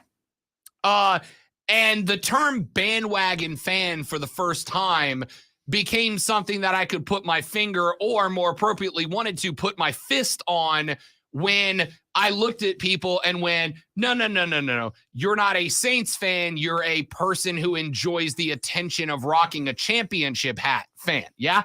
I will say very simply that since the arrival of Tom Brady in Tampa Bay, I have noticed that the presence of Tampa Bay gear exploded by about 90,000%. And my question mark, CB, is going to be next year when Tom Brady is wearing the helmet of either the Patriots, the Cowboys, the Raiders, or the Panthers, or the Dolphins, one of the 5 teams he'll be playing for next year. Will we suddenly see a lot of folks who are Tampa Bay fans, and I'm air quoting that so hard I think I just sprained a finger, will we see all of that pewter and black be put back away when Tom Brady leaves the Bucs and the Bucs return to the cellar of the dumpster fire that is the NFC South? Well, I'll answer that question by asking you a question. How much Patriots gear do you see nowadays? Not as much, Cole. Not as much. There you go. All right, so who'd y'all pick for my Cowboys and Mark Ryan's temporary Buccaneers? Yeah, Rob, who did you pick? No, that's fine. I'll go first. I will tank an otherwise very pleasant interaction between us and the legend Cole Bryson and tell you that I am riding with Brady. And here's why. Hear me out, Cole, and then I'll get your thoughts. I know I heard him grunt. I will tell you why. Dude, by the way, really quick, I just want to interrupt because this is going to take a little bit. I picked the Cowboys. All right, go ahead. All right. Here is why Cole Bryson. I go back 2 weeks ago to the game between the Carolina Panthers and the Tampa Bay Buccaneers. It was, for Tampa Bay, not a win or go home, but it was a win or there's a hell of a lot of pressure on you in week 18. It was win or go home for the Panthers. That's the same Panthers team that had come off of a Christmas Eve shellacking of a respectable Detroit Lions team, a team in which the Carolina Panthers set a franchise record for rushing yards in the first half. We're damn close to setting a full game franchise record for rushing yards. Tom Brady came into that game and looked like 2012 Tom Brady all over again. The guy was diagnosing coverages exceptionally quickly, exceptionally well, and executing the exact correct play call and throws to beat them. He and Mike Evans, for the first time since week 4, got on the right end of a very good connection. He went for 3 touchdowns in that game, did Mike Evans. Tampa Bay looked like the Tampa Bay team everybody expected at the beginning of the year. Yes, they turned around last week and lost to the Atlanta Falcons, but it was in a game where their playoff seeding was already locked. They could not move up from the 4 seed. They were locked in as the NFC South Divisional Champions with at worst a 500 record. They could not go anywhere. So that game didn't really have the importance of a win like it did the importance of let's get through this healthy and get ready for week 1. On the flip side, CB, and I'm sorry to say this about your boys, your narrative, your history in the playoffs is going to haunt you until it doesn't anymore. If Brady and the Bucs are the week 17 Tampa, not the week 18 Tampa, not only can they beat Dallas, but I think they can beat Minnesota. I think they can beat anybody on the NFC side with the exception of maybe the San Francisco 49ers, and that's a maybe with Brock Purdy at quarterback. I am baiting the narrative that the Cowboys will Cowboys out of the playoffs in the wild card round instead of the divisional round. And I'm banking on Brady playing his best football when the lights are brightest. Every time that the Bucs this year were up against some type of either elimination or congratulations with a win, Brady found a way to spark the offense. I see no reason to think that week 1 of the playoffs will be any different. Oh, I actually respect your opinion, Rob, and I don't disagree with you. It's hard to say. And by the way, thank you, Lonzo, for your love there. The Cowboys. I will say this: you're a Saints fan. You're a diehard Saints fan, and if you're like me, you probably have you've got like two fan hats that you wear, right? Not like radio station hats, but fandom hats. So you've got one that's like every year your expectations or you're just they're through the roof and you're super positive and you can beat anybody, it doesn't matter who you play. And then the other hat you wear is like the reality hat, right? Where you have to kind of like check yourself and realize who you pull for and what they've done in the playoffs. And if you're like me on that, Rob, I agree. I think Dallas is the most inconsistent team in the NFC this year when it comes to their performance. Now, can they beat Tampa Bay? I think they can, but I'll tell you this: I've seen this book before. I've seen this movie before, and I've read this book before. And the pill is actually easier to swallow if you've already seen the movie rather than seeing the movie for the first time.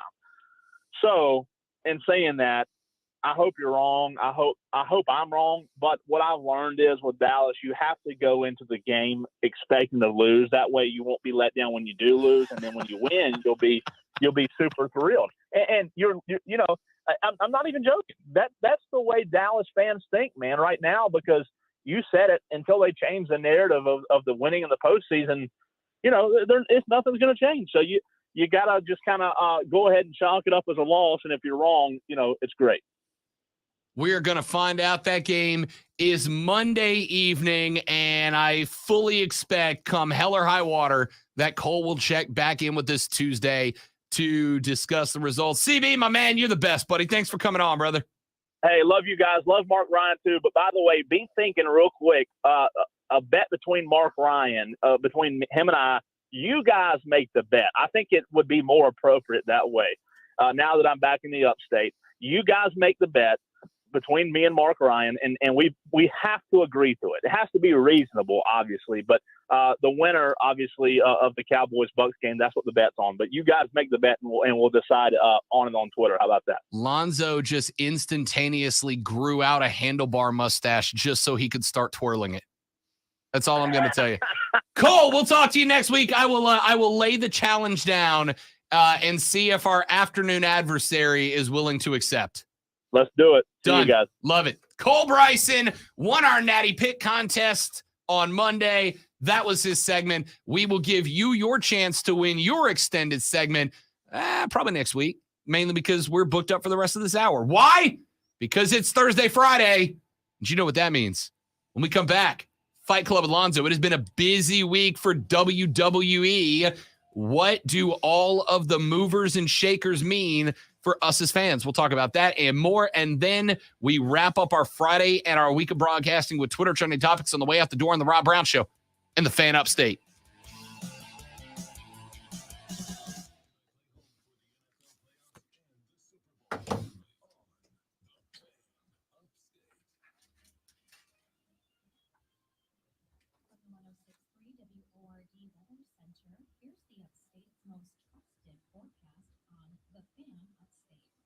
Sunshine over 40s, northwest winds 5 to 15, gusting over 20.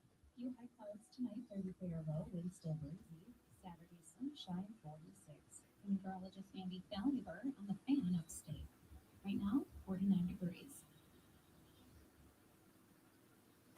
And now, Mark Ryan's Morning Sports Spin.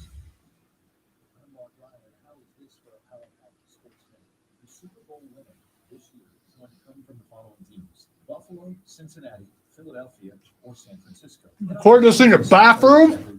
26 in the last 28 years, the Super Bowl winner has had either the number one overall defense or a top 10 statistical quarterback the year they won. This year, that number one overall defense is San Francisco. Dallas does not have a top 10 statistical quarterback. It's now already Dak Prescott, and who is the other wild card? There has never been a quarterback that won the Super Bowl making more than 13% of his team's salary cap in the salary cap era. Yeah, that eliminates Kansas City this year. It also eliminates the Minnesota Vikings if they weren't eliminated already, and you already know that Aaron Rodgers didn't make the playoffs in large part because he has too much money. So place your bets on Buffalo, Cincinnati, Philadelphia, and San Francisco. We'll see you later. Kansas City Chiefs. I'm Mark Ryan. Full Sides with Mark Ryan this afternoon 3 to 7 on The Fan Upstate. 97.7 FM Greenville, 97.1 FM Spartanburg. And yes, ladies and gentlemen, that whole sports minute was about me. Without a doubt.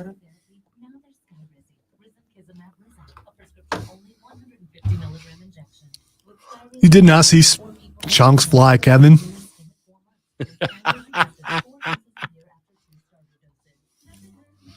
If Rob wasn't sitting over there, I would show you what it looks like, though.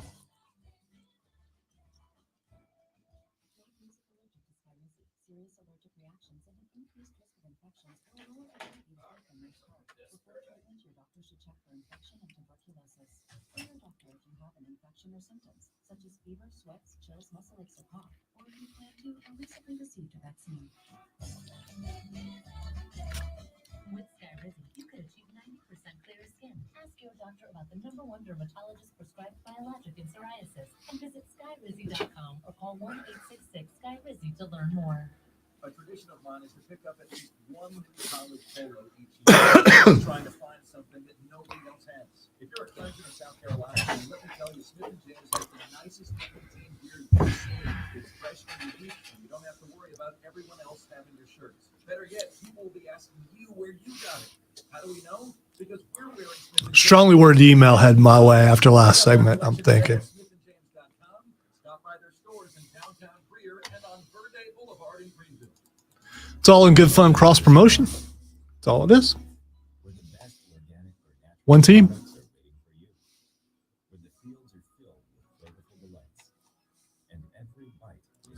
I hate not being able to eat. Yup. I ate half of a 6-inch sub and I can't eat anymore. And it took me 2 hours to do it. I mean, it does bode well for the contest, but still. Yesterday, I was able to nearly complete a Zaxby's meal, though. But it was chicken fingers. So it was one of the smaller ones. French fries has been the one thing that I can tolerate because they're bland and just, you know, maybe I don't feel as guilty if I waste them. Hashtag all in. I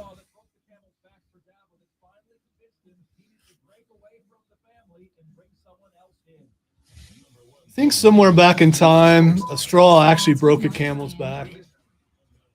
And someone witnessed it. Say that again?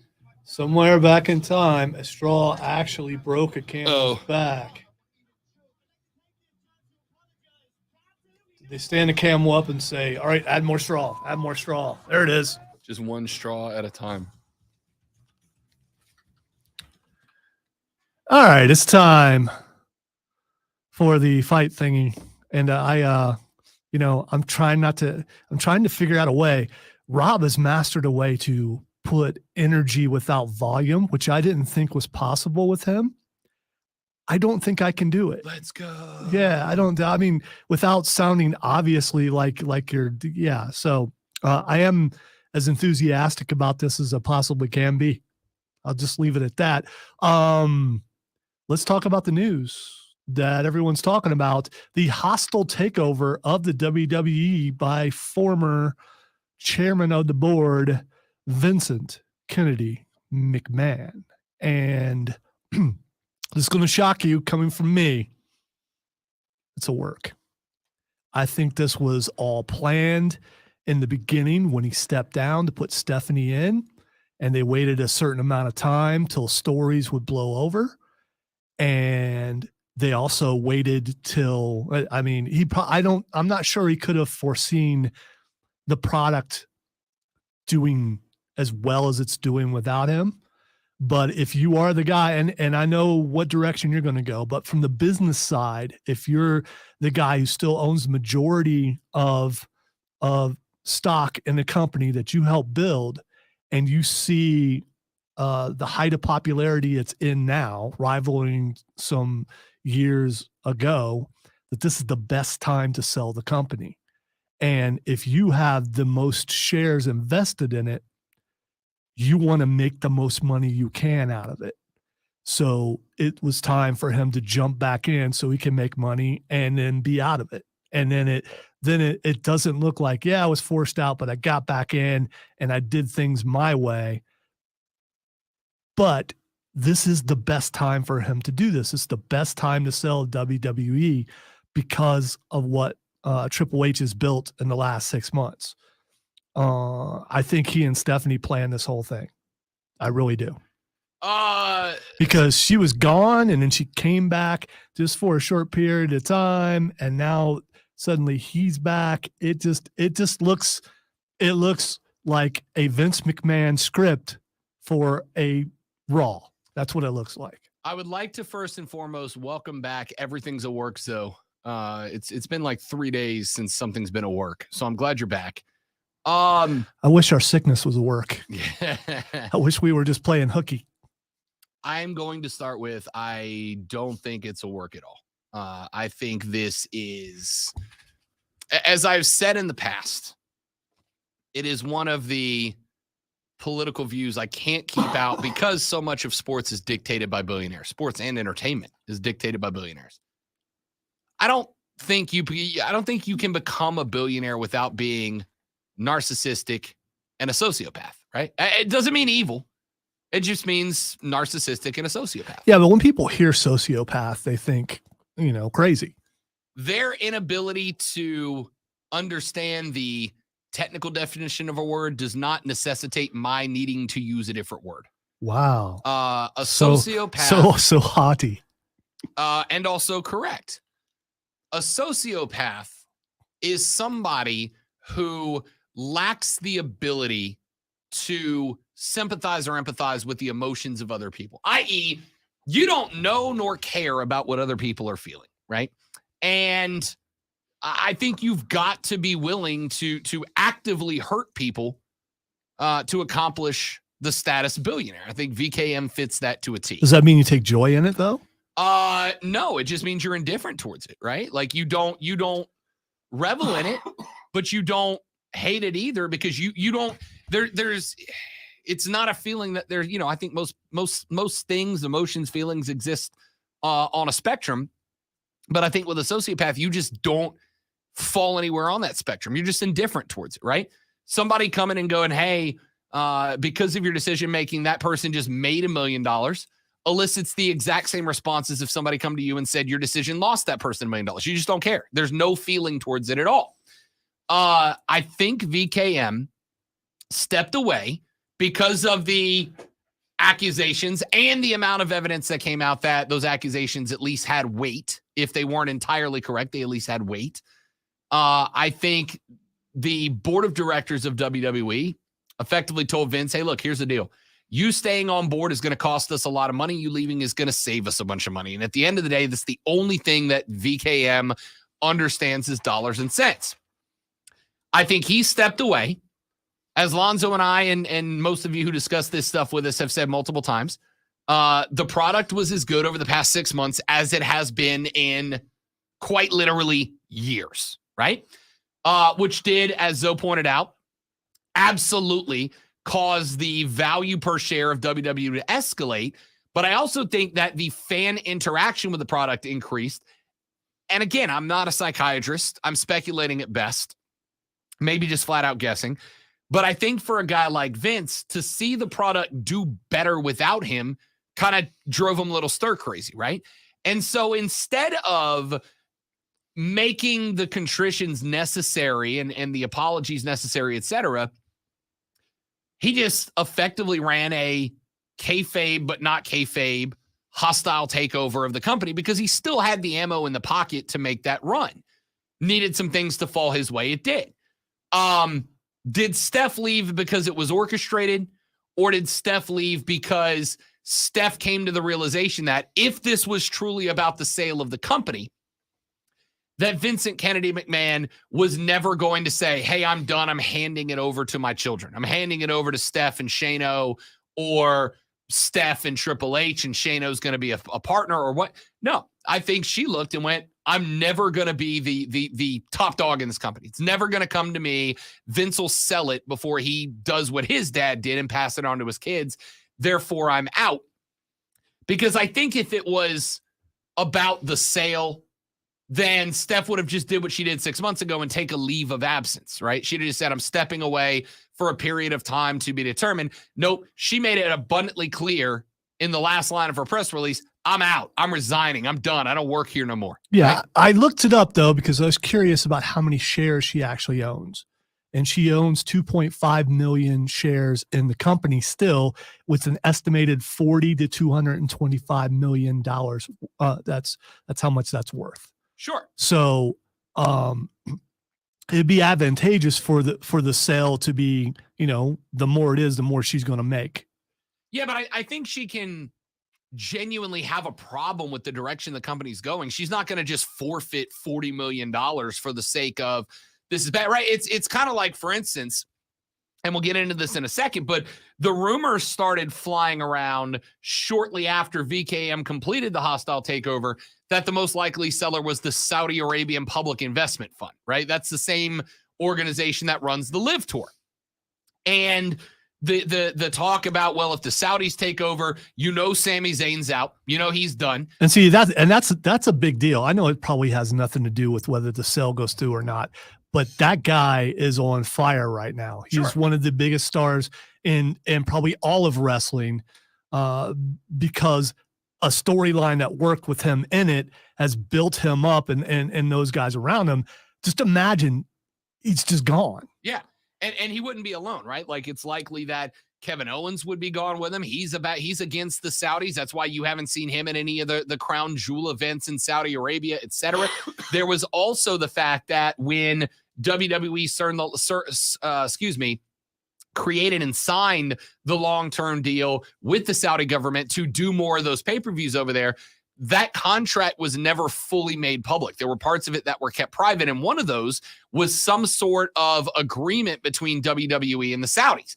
And the speculation has been, though it is speculation at most, the speculation has been that the agreement that was never disclosed was an agreement that if Vincent Kennedy McMahon was ready to sell the company, the Saudis would get first right of refusal, right? Vince could name a price and the Saudis could accept that price and say it's ours, or say no and enter the bargaining table alongside everybody else. So But to go back to where this part of the conversation started, having $40 million and walking away because you're unhappy with the direction of the product is not the same as saying, I'm going to walk away so the value maximizes, right? So for instance, I've got a very dear friend of mine who owns a few grand worth of WWE stock, right? Like he's a heavy investor in WWE. And when he and I were talking about it on Wednesday from my deathbed while all this was going on, he's very anti WWE selling to the Saudis. Does that mean that he forfeited all his stock when that rumor came in? Hell no. Because at the end of the day, he still wants his money out of the deal. Well, does Vince care that the people don't like the idea? Not at all. And that to me, that's all wrapped up in this. The reality is Vince doesn't care about what anybody cares about except Vince McMahon. And I think he's done enough just on the wrestling side that most of us, and correct me if I'm wrong here, but most of us feel relatively comfortable saying Vince doesn't give a damn. The only thing he cares about is, does the value go up, right? Does the value go up? Which is why right before he left last time, he released a bunch of very popular guys, Bray Wyatt, for instance, being one of them. And everybody went, why the hell is he doing all this? Well, at the end of the day, he cleared a lot of red off the books, and the numbers in black, the incoming money, didn't go anywhere. So at the end of the day, Vince made a good decision as far as Vince was concerned, because even though all of us went, we hate that all these guys and gals that we like are being cut, the revenue kept coming in. The money kept coming in. So I think what it comes down to is Vince first off, Vince is power driven, right? He's a power guy at its core. It's all about power to him. And this was a way to put himself back in power. The second thing that's very interesting is the companies that have been discussed about being potential purchasers. That is the Saudi Arabian Public Investment Fund. ABC Disney is being brought to the table. Hilariously enough, and we'll get to this in a second as well, but Shad Khan, the father of Tony Khan, the owner and operator of AEW, which is picking up steam big time online. Sure, even CNBC as we is speak. reporting that Shad Khan has now entered the bargaining table.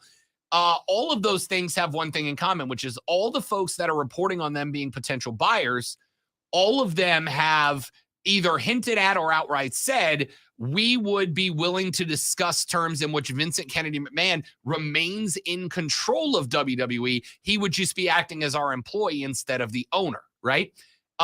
Which I think is a big thing for Vince. He wants to get rid of the product while it's at its most profitable, but also still be able to be in control of a product that he feels he built and is his, and it's his baby to do with what he wants.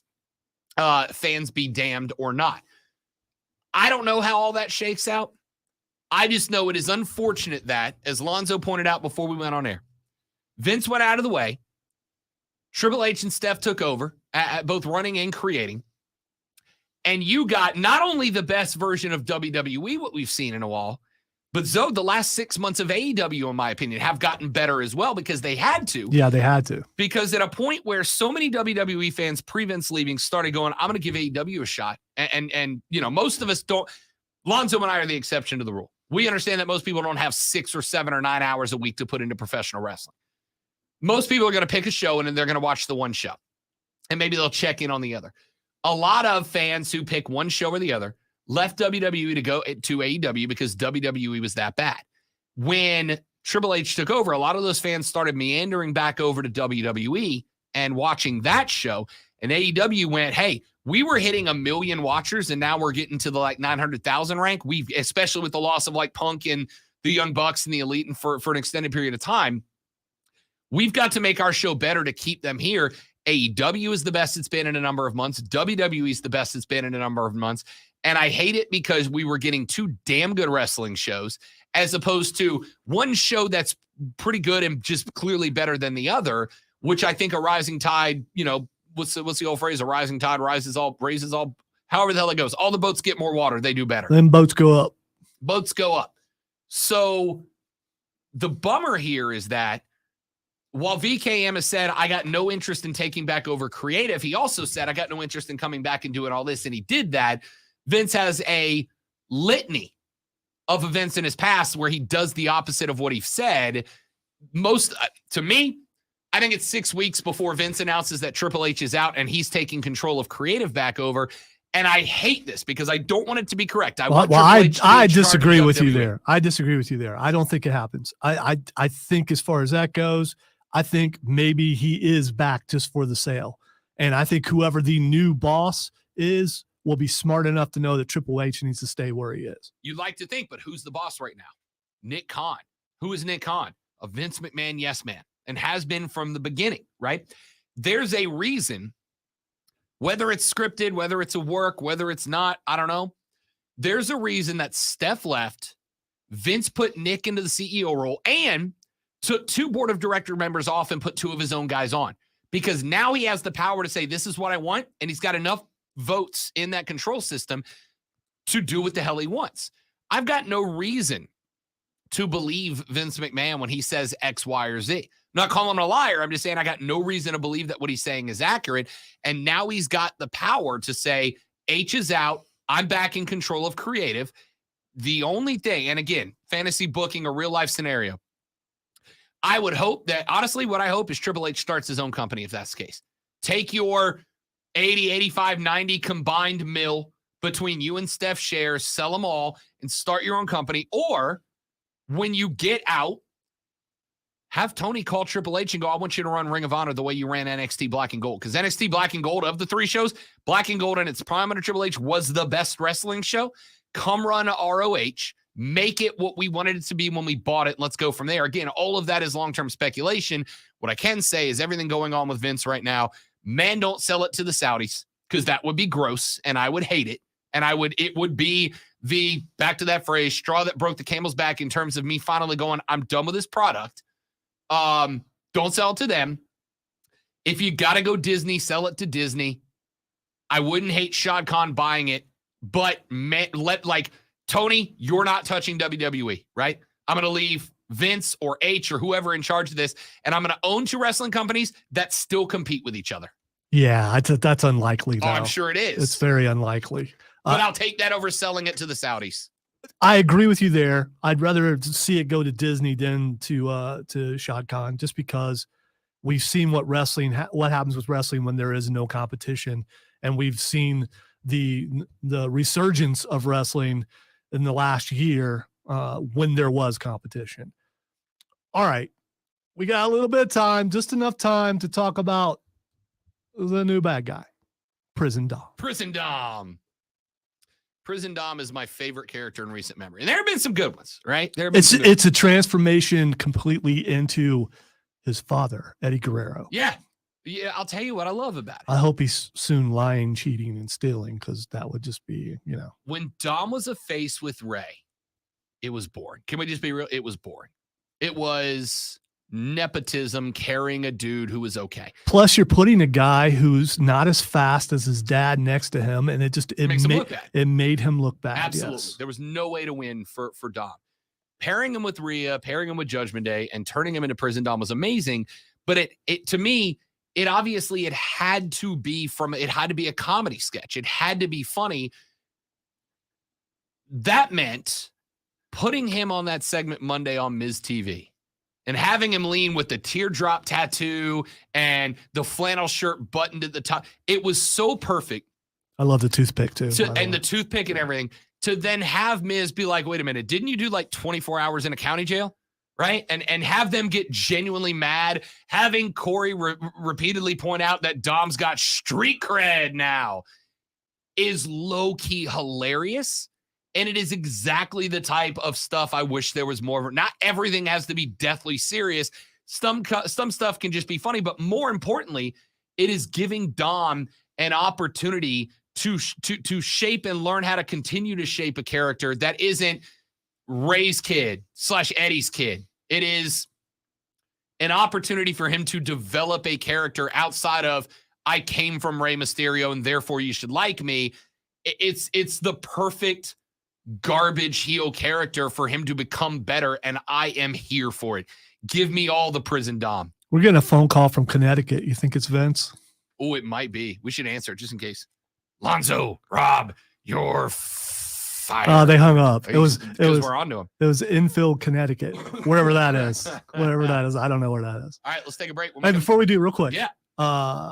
Adam Cole was back last night, and the trios match was excellent. And Hangman versus Mox, I got to give Hangman some credit. That was a pretty good match. It was. That's what I'm saying. Now, in fairness, keep in mind that on Wednesday night, all of this stuff happened on Tuesday, right? Not Wednesday. It happened on Tuesday. Yeah, one of the best AEW in a long time. Yes, and I 100% believe at the time that AEW top to bottom, by the way, was good. Start to finish, it was good. They opened with Mox Page. They closed with a trios match. Both of those were incredible. But I think it was because AEW knew that with all the rumors about the Saudis, because that was still the predominant rumor at the time, there were going to be a lot of WWE fans who wanted to warm up to AEW in case they had to leave WWE because of the Saudi thing, and they killed it. Wrestling is made better with competition. When people want to pick a side, give them a reason to pick your side. That's when it's at its best. Let's take a break. We'll come back, wrap up this week of broadcasting on the Rob Brown Show on the Fan Upstate.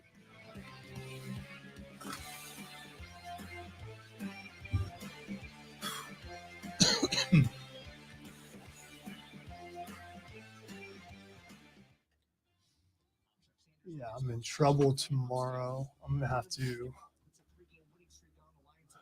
creatively build things, which I'm definitely capable of. If I didn't have a game tomorrow, I would offer to come in and sit with you. That's all right. I got guys around me, and they've all offered to step up. So, I mean, which is good. That's when you got a good team, that's what they offer to do. Which means I will flame out in the first 35 minutes, and then they'll have to carry the rest because I can't help myself.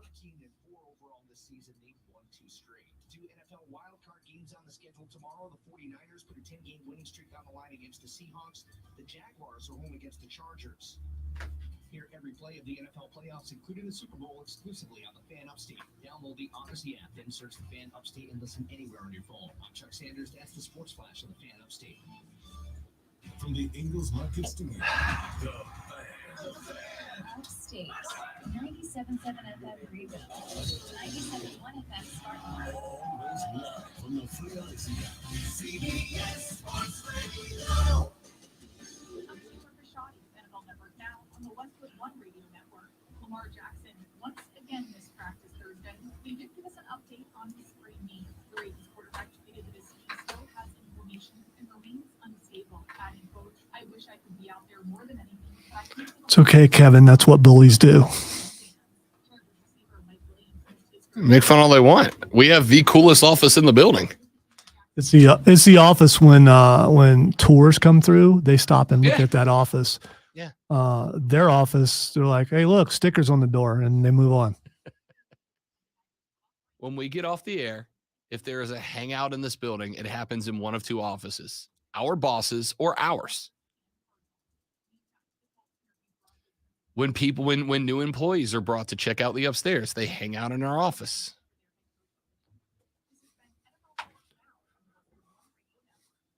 Unless you're just trying to cause trouble, Kevin.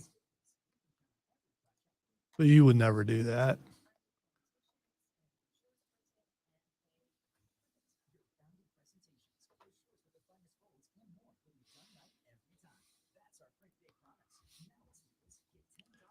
Now I'm so tempted to get a Weenus and Pitt intro made.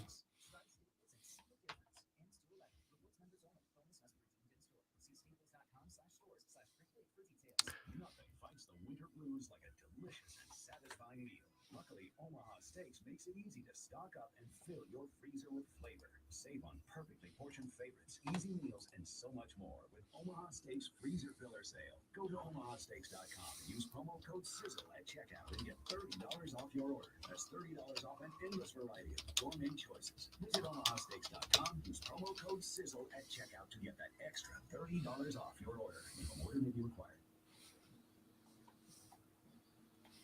Well, let me guess. Unknown caller. You could reduce the number of unwanted calls and emails with online privacy protection. The latest innovation from Discover will help regularly remove your personal info, like your name and address, from 10 popular people search websites that can... Elon Musk has confirmed that the microblogging platform Twitter will increase their tweet character limit from 280 to 4,000. I got no interest in a 4,000 character Twitter. None. I do believe he's trolling. And this is, I don't know.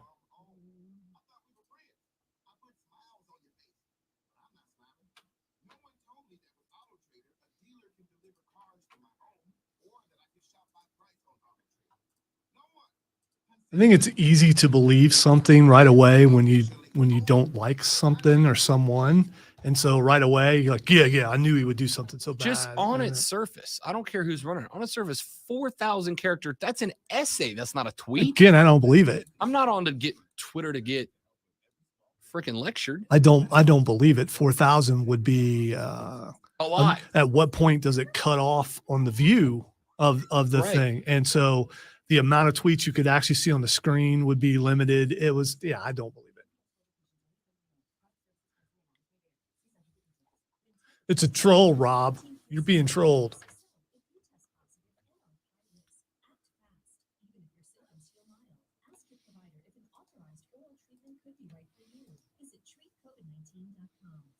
Oh, wow. This afternoon, breezy and partly sunny with a high of 50. Weather brought to you by Barbasol Shaving Cream. Choose Barbasol Shaving Cream to get lather and close, comfortable shave. Barbasol, the American original for over 100 years. Better by Barbasol.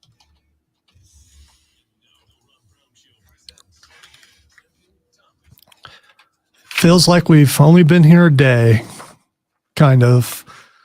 Time for Twitter trending topics. Let's go with the first thing that's trending is, Rob, do you know what day it is?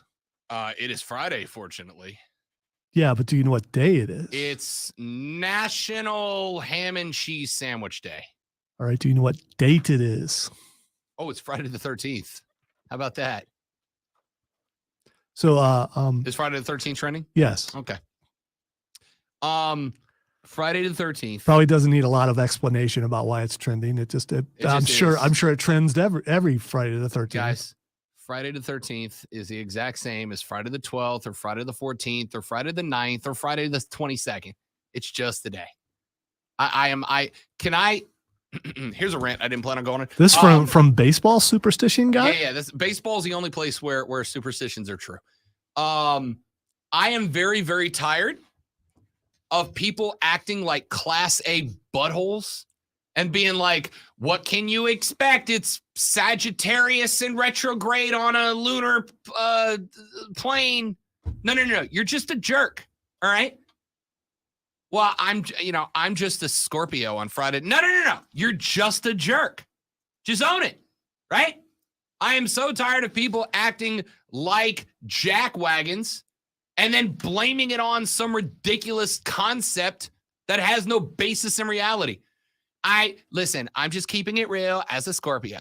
No, you're just being a jerk.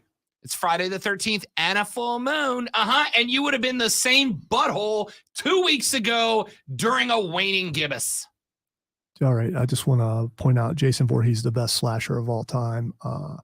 I will defend that forever. No, that's fine. That's fine. And the movies are great and they're classics and they're legends and they should be for a reason. I wish that movie would have been called Wednesday the 19th. Yeah, because the thing never happened. I don't think it happened on Friday the 13th. It was just at, Crystal Lake. Yeah. I mean, so. Just stop acting like a goof and then being like, ooh, Mars is in retrograde and I'm a Libra. Shut up. You're just a jerk. You know a lot about the stars. One last thing before we go.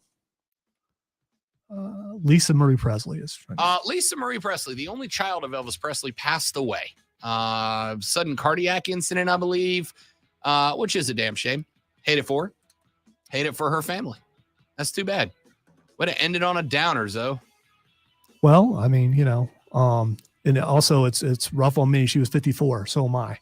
So it's always scary when you hear that sort of thing. Fair enough. Ladies and gentlemen, that's it for us for the week. We appreciate you bearing with us this week through some human technical difficulties. Weenus and Pitt, yo. Weenus and Pitt show is back on Monday. No, it's not. It's back on Tuesday. We're off on Monday. We'll have a full breakdown of the NFL playoffs when we are back on Tuesday. That's Lonzo.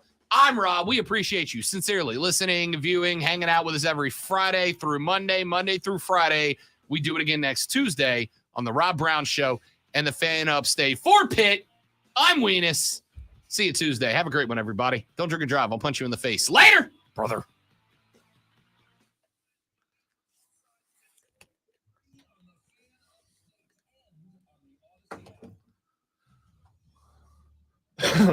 I'm going to pass out now. You guys are the best. We appreciate y'all sincerely. Have a lovely weekend. Oh, my hands are so cold. Wait a minute. I closed out the wrong window, so you guys can't even hear me now. Oh, wow. I'm going to jump back in to say goodbye. Bye-bye.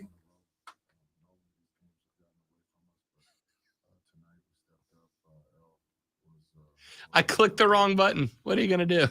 Wow, you put yourself on there again. What are you Can doing? I have me twice? Yes. Oh, no. Have a great weekend, everybody. We'll see you back here Tuesday. Don't work too hard.